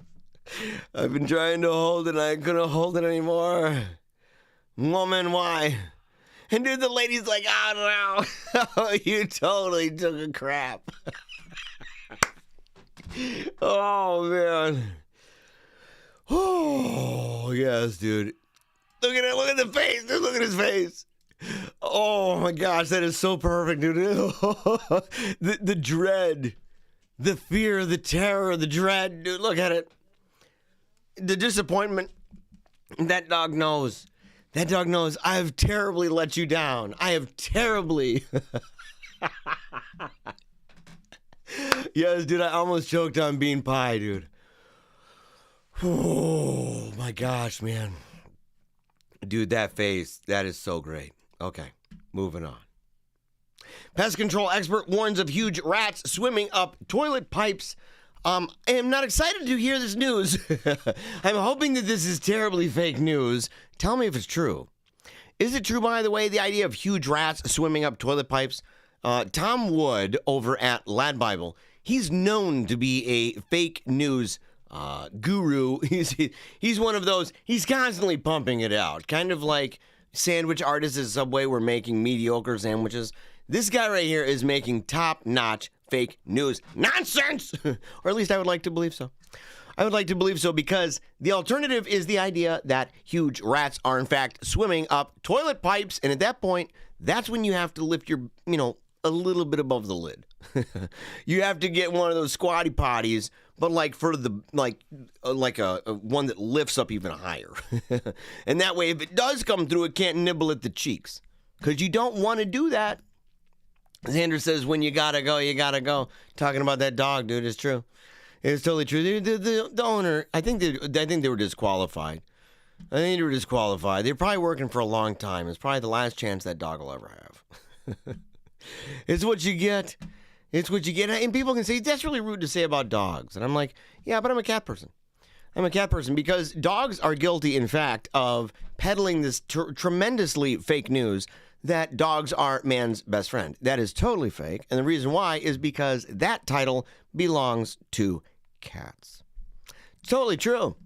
It's totally true. It's one of the many things that Milo Yiannopoulos is just terribly wrong about.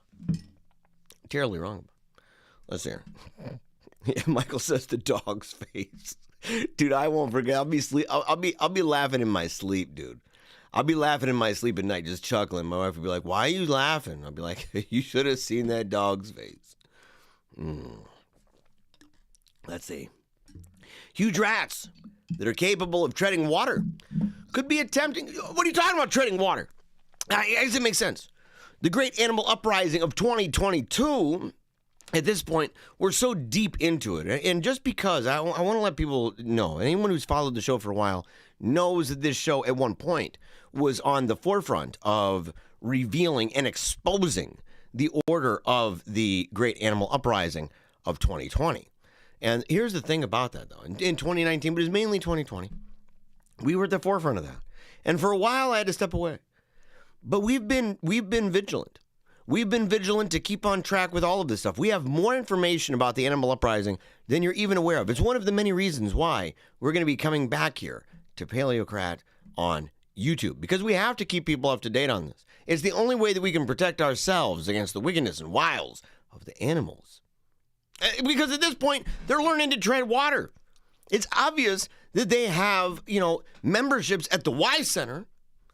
So they're at the Y Center. They're learning to tread water. Imagine being the sickos, the real freaks, the treacherous human beings that would dare to train a rat how to tread water. We should find those people.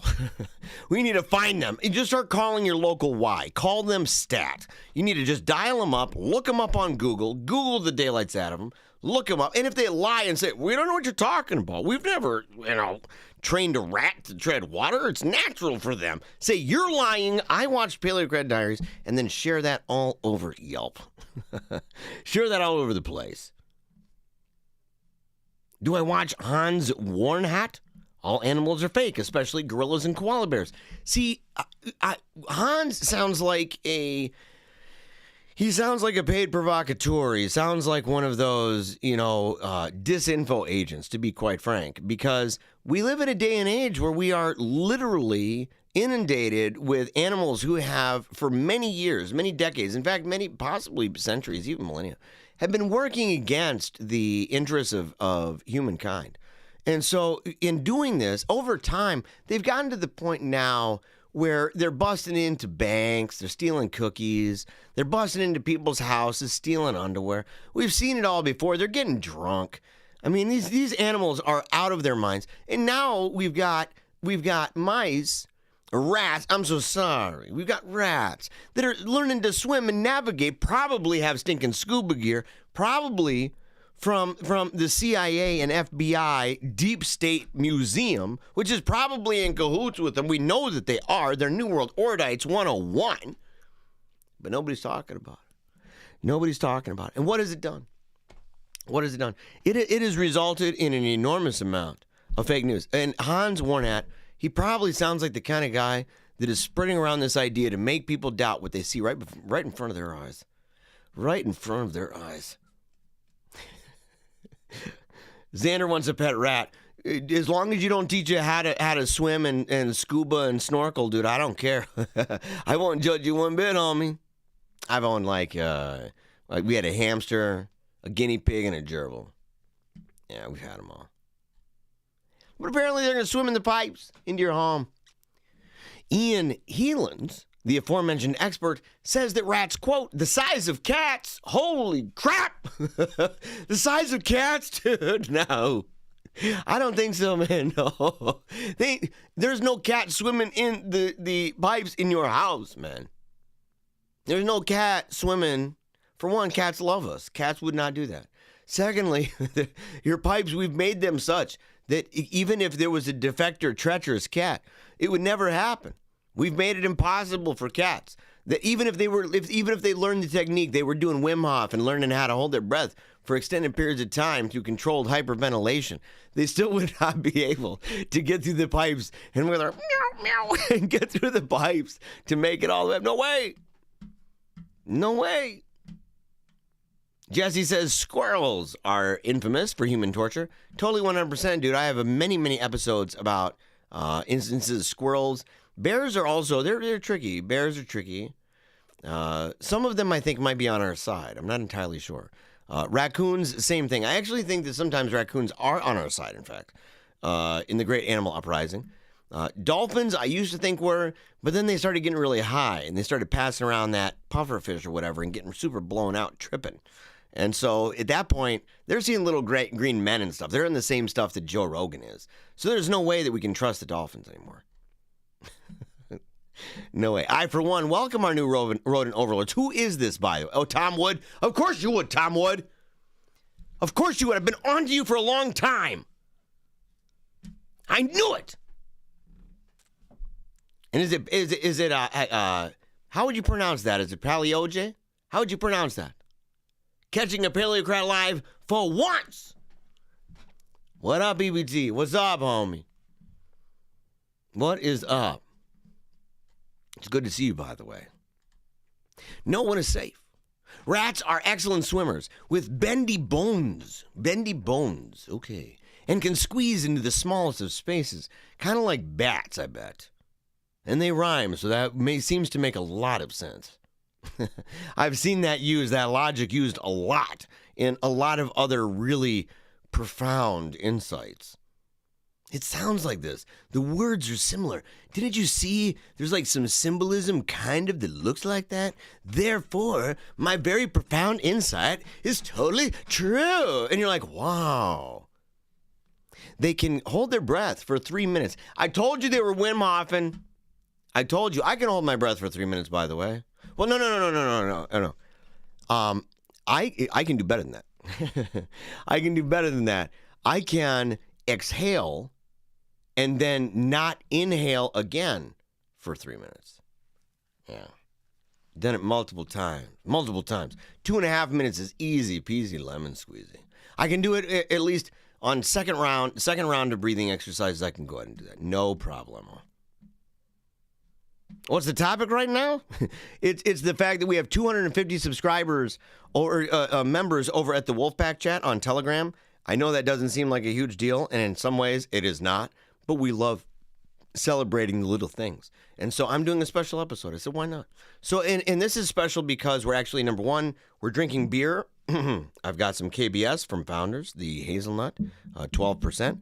I've got bean pie, which my wife made, homemade bean pie, absolutely amazing. Have slices of pizza here, and we're talking about fun things. The beginning of the episode was a little bit serious. We were talking about atheism. We're talking about LGBTQIA, all that other jazz. Talking about that, downloading the, video game to the brain nonsense. And we talked a little bit about apologetics and methodologies. We talked about that too. And then now we're talking about this until I'm pretty much wrapped up and going to bed. Oh. And I'm mukbanging. I normally don't eat, but this bean pie I can't resist. Oh. They're cunning. They can tread water for 3 days. Dude, you're lying to me. Lying? Yeah, for 3 days? There's nobody at the Y Center who taught him that. It's obviously the deep state, dude. It is obviously the military-industrial complex. I believe that it is Navy beans, I believe. My wife would know, but she's asleep. She makes them. It's really, really, really good. Your new favorite word is wigwam. Talking about, yeah, okay. Dude, I'm happy to hear that, man. Yeah, the wigwam of heresies, dude. Yeah, wigwam of heresies, man. What's the most recent one we came up with? Quackadoodle you, right? Did I say quackadoodle or something like that? Some of that stuff just comes out on the fly, and my own admins are like, bro, yeah, did you get a new mic there, Jump? Dude, by the way, Peter Michael Burke, bro, I've been wearing the League of Christ Sovereign pin like every episode, man. Every episode. I need to do better about mentioning it though, like in the episodes, and I put it in my official format for the description and stuff. But no, I only got the new mic. I'm only using this one. It's actually sad that I'm using it. The other mic I like better, and it's right in front of me. I was actually going to do two at the same time, so that way people on Telegram could hear me at the same time. I was going to have like two microphones. But because I'm using a green screen, the color of the microphone, I didn't have enough time. The lighting in this room is not as good as it used to be down in the basement. And so in the studio downstairs. And so the lighting up here makes it so that it's really digitally. Like, let me show you. I'll show you. So like if I move too much, let me see if I move in like one direction. See this? Let me see right here. How it goes through my head. That area. Like it was doing that with the microphone like crazy, whereas the black microphone it wasn't. It's the only reason why I have it that way, man. I don't know if it sounds any better or worse. It's a Shure mic. It's pretty good. I mainly use it for Telegram though. Yeah, wigwam, man. So okay. So supposedly these rats are able to tread water for 3 days, dude. I don't know if I believe that. They're cunning and they get bolder and bolder. Basically, if they want to get into your home, they will. Dude, this guy is a scaremonger, dude. This guy's a scaremonger. He's going around. He just wants people to be scared. He's probably making mad loot off this. He went on, people are scared and they should be. There are more rats than ever, and they're taking over. I've seen some the size of cats. Dude, I'm a little bit skeptical. Tom Woods. I don't know about your scholarship, Tom Woods. I think that your scholarship is a little bit lacking, Tom Woods, because the idea that this guy is able to tell us, number one, that these rats are treading water for 3 days. Come on. Nobody can do that. They need to go to sleep at some time. What, they got little rat inner tubes or something? What are you talking about? Maybe. It's possible. But you didn't reveal it. And maybe it's because you're in with the rats, in fact. Maybe it's because you're in with the animal uprising of 2022. We're going to find out. You have Rooster Tail going, by the way. What the? I do have Rooster Tail. Oh, man, you're killing me. You're killing me. No, I don't. No, I've got it right up here. Look at this.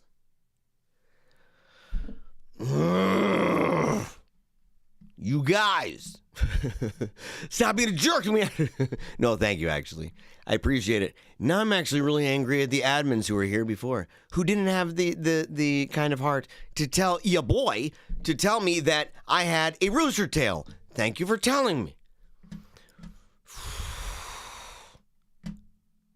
Yeah, you need to find your way over to the Wolfpack chat, dude. You'll probably be an admin any second.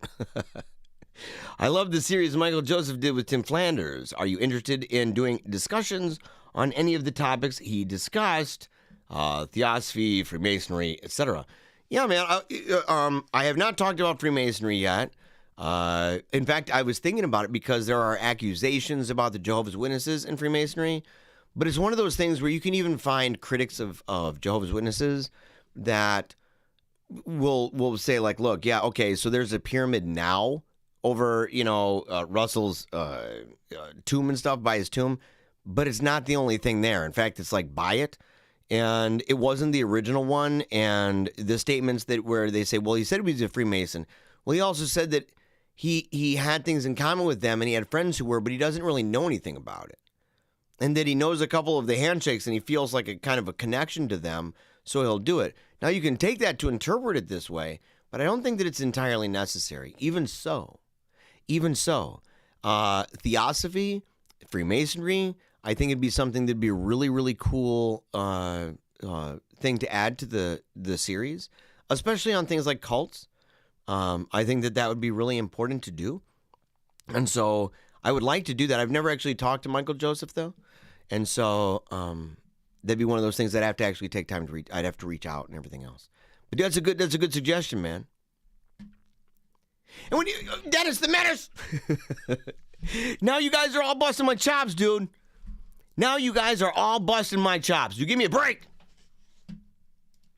Stephen Hill zapped my hair from beyond the grave.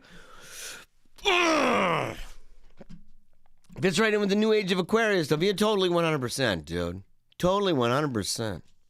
Yeah, I would like to even find out what he thinks about that song, by the way. The Age of Aquarius. What is it? What dimension is that? What's the name of the band? Was it the Sixth Dimension? What was that? Oh, he's working on a book, apparently, Michael Joseph. Yeah, I don't know.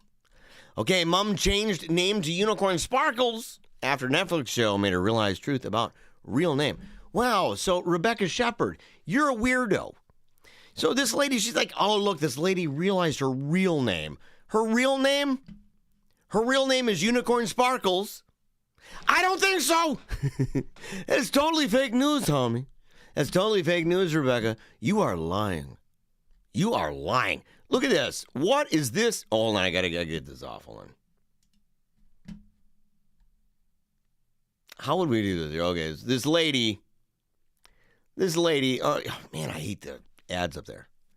So this lady right here, a mom obsessed with mythical creatures, has changed her name to Marie Unicorn Sparkles.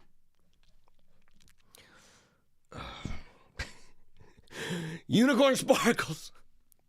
And decided on the Switch while watching Marie Kondo's hit Netflix show. Have you guys watched that at all? I have not. I don't waste my time with that crap.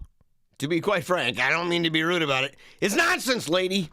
You would be better off in your life if you would have never stumbled upon that show. Believe me. Marie Unicorn also realized that she disliked her straight black hair and sensible dark-colored mom's outfits, as they didn't reflect her authentic self. So in 2019, she cleaned out her wardrobe and she hit that hair dye bottle. Boom, boom, boom, boom, boom. Look at that. Wow, dude, she's a unicorn, dude. Look at that chick, man. Look at that chick. She's a real unicorn. No, she's not. You're not a unicorn, lady. You're totally LARPing. I've seen real unicorn people, and they don't look like you. They don't look like you. And you're like moderately attractive. You're moderately attractive. What are you doing? Even with the crazy hair, you're moderately attractive. But then all of a sudden you got that unicorn up high. I don't think so. The world is done with you. There's no dude at this point that is going to be down. Well, we've already established there's some guys. There's some guys. In fairness, maybe she's married. I don't know. There's got to be some kind of guy. Oh, no. Oh gosh. No. Oh, this guy, okay. This dude, look at his face. Look at his face. This guy's like real depressed. He's probably trying to look pretty dope for some other chicks. He's like really concerned. She looks like a cultist. Right? She's wearing that magical gown. And she's like, hey, let's take a quick picture real quick. And he's like, do we need to? Do we have to do that, baby? Oh, yeah, it's like so great. Like, I have a lot of fans that are like really into what I'm doing right now. They're super affirmative. He's like, oh. Look at his face, though. Look at his face. He looks like one of those little kids from those old Christmas movies, doesn't he? Like claymation or some kind of Play-Doh or something. Doesn't he look like that? Yeah, I don't know about that. Yeah, what do you guys think about that, by the way? Even his legs. Look at those legs. You got his face and then like that. And her shoes, dude. There's a lot going on with this, to be quite frank. Despite being fully supportive of Marie Unicorn ditching her married surname, Patrick won't be changing his. Oh, you think he's really supportive all the way? You think so? You think so? How do you think that face looks? Do you think that face looks like he's really into his wife? Does he look like he's like, yo, baby? Because she's looking at herself. She's really into herself. She's looking into herself. Him, on the other hand, he's like, yeah, I'm kind of, might be keeping options open, to be honest. Unicorn lady, but at least she's not. Was she wearing the unicorn right there? No. So she only wears the actual unicorn sometimes. The old uni. Despite being fully supportive, okay, yeah, I had a business called Unicorn Beauty Club. So this chick was already really into the weirdness, man. Yeah, she was into it. Oh, hold on. Well, there she was before. Well, in fairness, she does look really doesn't she look a little bit depressed? But doesn't his wife or her husband look maybe a little happier? Oh no. What are you doing, dude? Why would you subject yourself to this? Would you? I've done some terrible things. I've done some terrible things, man, that a lot of guys could judge me on out of the love for my wife and children. And my mom, you know what I mean? Like, it's stuff around Christmas time where you have to come together and have the same clothes. That kind of stuff. Obviously absurd. Obviously terrible. But this, no. No, I would not. No, I would not. Jesse James says, that's my mom's name. Beautiful. Unicorn Sparkles? What are you talking about? Your mom's name is Unicorn Sparkles? Dude, I believe you are lying to me. And yes, unicorn enthusiast. No doubt about it, homie. Yeah. Peter says, I appreciate you for continuing to rep the League of Christ Sovereign when you can. You have a good night with those rats and such. Bro, thank you. I appreciate it, buddy. Yeah. Oh, man, no. I don't know about that. I don't know about that. We gotta skip out of this. We don't have much time. I just realized I'm like way over my time. You know, this is one of those things. Okay, look, we've got a couple more. Let me see what I want to do. Flock of birds fall from the sky. I don't want to really do too much with this. Maybe just show you. Can I? Will you just? What the heck? Okay, here we go. So I want to just check out these birds real quick. Okay, for one, boom, right? You see this big thing here, man? That big dark shadow? Those are birds, man. Watch this. This is a little bit for real. I mean, this is a little bit creepy. Look at them buggers. Lots and lots of dead. Lots and lots of dead going on there. Apparently, though, this is where you got to wonder about whether or not this is an entire fraud. Because, where was it? Oh, of all places in the world, it's in a city named after Chihuahuas. Yeah, Chihuahua, Mexico. Chihuahua. Oh, yeah, like I'm going to believe that nonsense. We've already clarified the relationship between dogs and how they're completely committed to this fake idea that they're man's best friend. We know it's a major time lie. Faux show. Flow of spies fall from the skies. I mean, birds. Dude, that's what I'm saying, dude. That's what I'm saying. So, okay, we'll skip that. What's this thing? Okay, so this guy apparently sleeps in his balloon room. I don't know if you can actually hear that. If you can't, I'm actually really bummed. I'll have to figure out how to do that for the next episode. I used to do it. I used to have it set up. And for some reason, I kind of forgot. It's been a couple years. And so I'm like, well, what did I do to do that? Yes, this guy says he's in a balloon room. He says, when I wake up in the morning, he's in heaven. Oh, his relationship goes beyond shapes and colors. Wait a second. Hold on. Wait. Oh, no, we're turning this, dude. It's over. My love for balloons, by the way, is more than regular. It's a sexual relationship. You're like, what? Punch this dude in the face. Karate chop him in the neck. He's got to go. You want to grab them by the ears and in their faces, puke in their faces. What's wrong with you, bro? Let me, accompany you to confession. You having a sexual relationship with balloons, an entire room filled with balloons. Something is wrong with you, dude. We're skipping that. I'm not playing. Oh, look at this guy. He's flipping us off. I don't know what he's so mad about. What's this? Paul Alcombe, 29, picked up a live seagull. What? He picked up a live seagull. Then he threw it at a stranger before he launched a vicious attack, kicking and punching him. Wait. So wait a second. So he picked up a live seagull. How do you pick up a live seagull? Have you guys ever thought about that? Have you ever thought about that? How would you pick up a live one? Try chasing that bugger down? How would you do it? Hold on a second. I gotta eat this bean pie. I have some left on my plate, man.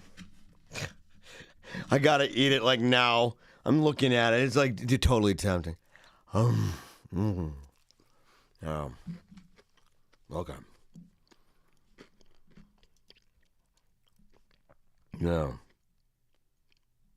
So apparently he went up to a stranger with a live seagull, and he started viciously attacking and kicking and punching the dude. The assault was so violent that he left his victim with a broken jaw. What? Okay, so Plymouth Crown Court. This is a court thing. Who wrote this one, by the way? Metro News reporter. I don't know. We got to figure it out. We got to do better about it. Okay. He was on his way home, following a 2-day drink and drugs bender. So this dude, imagine, I guess, here's the guy. What up, guys? So that dude was doing drugs and drinking for 2 days. And he comes across a seagull, which is lying on the road, and it's injured. So what does he do? He begins showing it to people in a nearby shop before throwing it at his victim. Alcombe then beat him with his fists, feet, and a belt. As a result of the random attack, he was jailed for over a year and was given another 2 weeks for failing to show up to trial. So, okay, so homeboy didn't show up to his trial. How didn't he show up if he's in jail? Oh, I guess, yeah, okay. So yeah, I mean, I don't know. I'd like to know more about this. I'm not entirely convinced, metro.co.uk. I'm not entirely convinced. And the truth is, we all know for a fact that seagulls are a serious problem. Seagulls are not your friend. We know that. Sometimes it's hard, whether it's a dog. I understand. You're very sympathetic. I have a dog too. Mine is a special exception. Yours probably isn't. but the thing is, seagulls, I don't know anybody that's like, no, there's a good one. I don't think so. There are no good seagulls, to be quite frank. And you can't bring up anything with Disney or anything like that because that's obviously propaganda. That's obviously New World Order propaganda. No question about it. 100% true. You heard it here. You heard it here. So this guy was like he was like wrecking a dude, breaking a jaw, everything else. All right, last one. Last story. By the way, I hope you had a really good time. I hope you had a good time. And actually, you know what? Let me see something real quick. Give me a second. Let me see. Give me a second. I'm going to see. Whoa. I almost spilled my beer all over the desk. Not cool. My wife would have been real mad. Real mad. Let's see.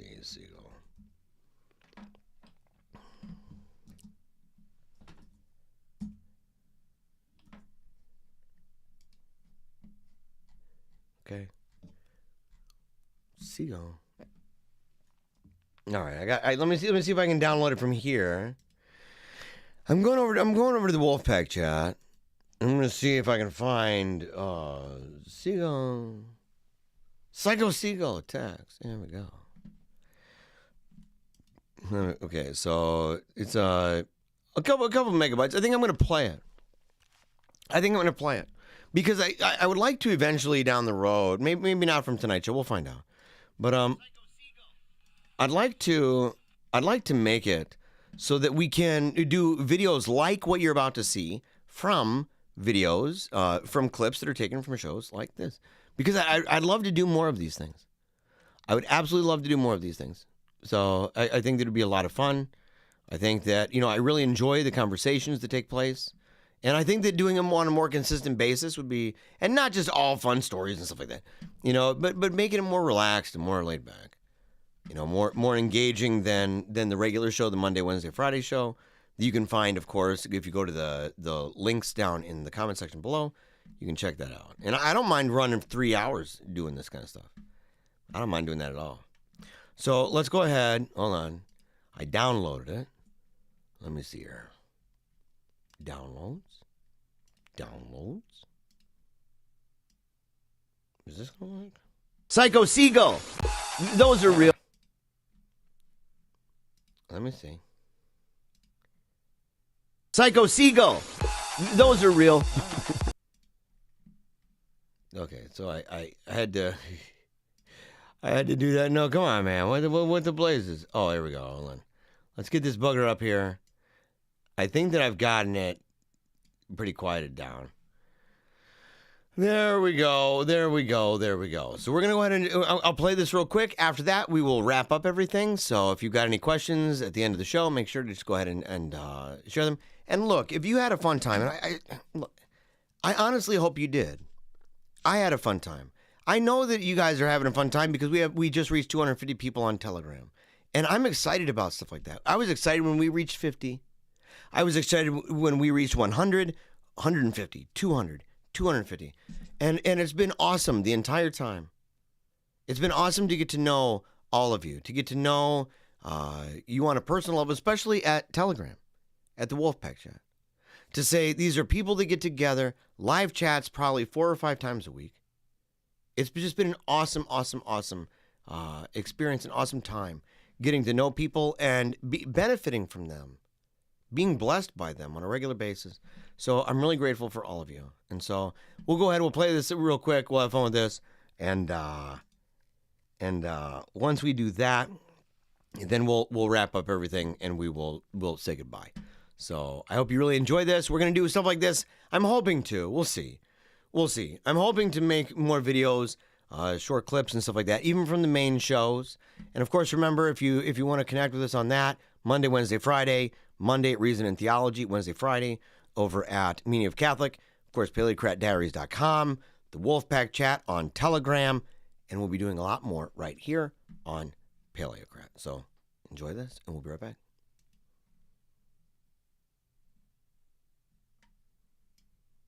Fight with world champion boxer Psycho Seagull. Those are real. Those are real, dude. Picks fight with world champion boxer and win. Chantel Cameron thought Psycho Seagulls were a joke. No, they are not. No, they are not. They're not a joke. Believe you me. So the seagull's all up in her face, doing the thing, man. It's just like this. And then he grabs the baguette and he's like, peace. I'm out. What would you do in that situation? Would you fight it? Would you fight it with your bare hands and be like, that's my baguette? Give me back my baguette. That's hard-earned money. People are watching you, right in the face of this freaking seagull. Teach that bugger a lesson. You know.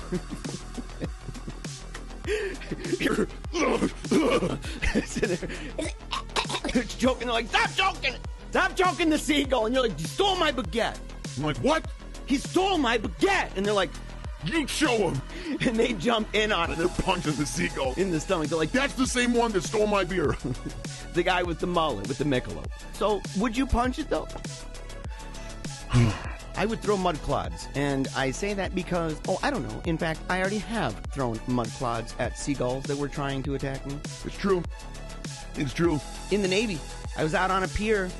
I had an M60. I was totally rocking it out, feeling dope. By the way, M60s, it's like smooth as silk. Oh, it's a love affair. So I'm out at the end of a pier. You got submarines on both sides of the pier. It's morning time. I'm third shift. So I'm making sure there's no terrorist bad guys coming into the base. At the front lines. At the front lines. And all of a sudden, I hear this crazy noise. And I'm like, what the heck is going on, dude? I look up like this, and there's a seagull just right in my face, probably 5 feet from me. Oh, I was like, dude, I booked it, man. It was this little, like, shanty kind of thing. I'm sitting, I book inside there, man. I'm hiding from that thing, dude. I'm shaking in my boots. I ain't gonna lie. And what am I gonna do? What am I gonna do? And so it's not like if I saw a bad guy, you take care of business. You're done. I could not get away with that with the seagull. They'd say, you discharged your weapon. And I'm like, Psycho Seagull. Those are real. 5 feet from me. Oh, I was like, dude, I booked it, man. It was this little, like, shanty kind of thing. I'm sitting, I book inside there, man. I'm hiding from that thing, dude. I'm shaking in my boots. I ain't gonna lie. And what am I gonna do? What am I gonna do? And so it's not like if I saw a bad guy, you take care of business. You're done. I could not get away with that with the seagull. They'd say, you discharged your weapon. And I'm like, bro, this seagull was up on my junk. I had no idea what to do. I had no idea who to call. So I called the M60. Come to find out, it was a mama seagull. And she had a nest on top of the shanty. I had to tell the folks over at HQ, say, you gotta come down, pick me up. I gotta tell them something. I didn't want to say it over to the comms because they didn't want everybody laughing at me. They come out and he's upset. What's going on, Banster? All of a sudden, whoa, right by his head, he's like, oh! I'm like, I told you, Get in here. We're both inside peeking out. What is that? We grabbed these little mud clods, dude. We're just chucking them. We were mad, dude. We were mad. By the time we got back, people had figured it out and they were laughing.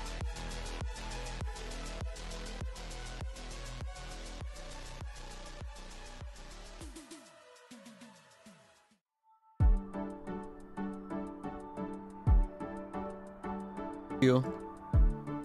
Very grateful for all of you. Sorry about that. Sorry about all the confusion there at the end too. It's been a minute since I have had to do a studio mode. Messed up on that. But I'm grateful for all of you.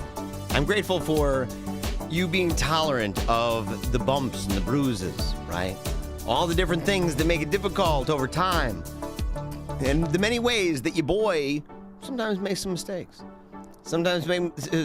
But I'm better because of you. I'm better because of you, because of the influence that you have on my life. And because of the influence that you have on my life, I enjoy doing things like this. putting stuff together and letting you know how grateful I am.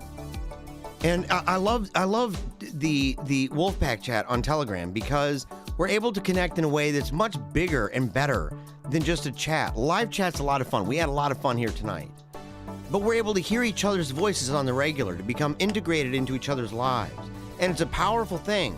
The gifts and the talents that you have, to flesh those things out in a way that benefit other people and that they can do the same exact thing for you. It's a powerful thing, the Wolfpack chat. And we're at 250. It's an amazing thing. It can be small, but we're people, right? We're people that celebrate those small things, the little things, the ordinary things that are done in an extraordinary way by everyday folks. We call you and me the Johnny Q and the Sally Sue. Those who are sitting next to us in the Catholic pews, that's us. And we're proud of that. We're grateful to God that He made us. We're joyful. We rejoice every day because He made us. And He placed us here for just a time, just like this, around people just like you. So until next time, never give up, keep on smiling, and memento mori. I wanted to make people dream bigger thoughts.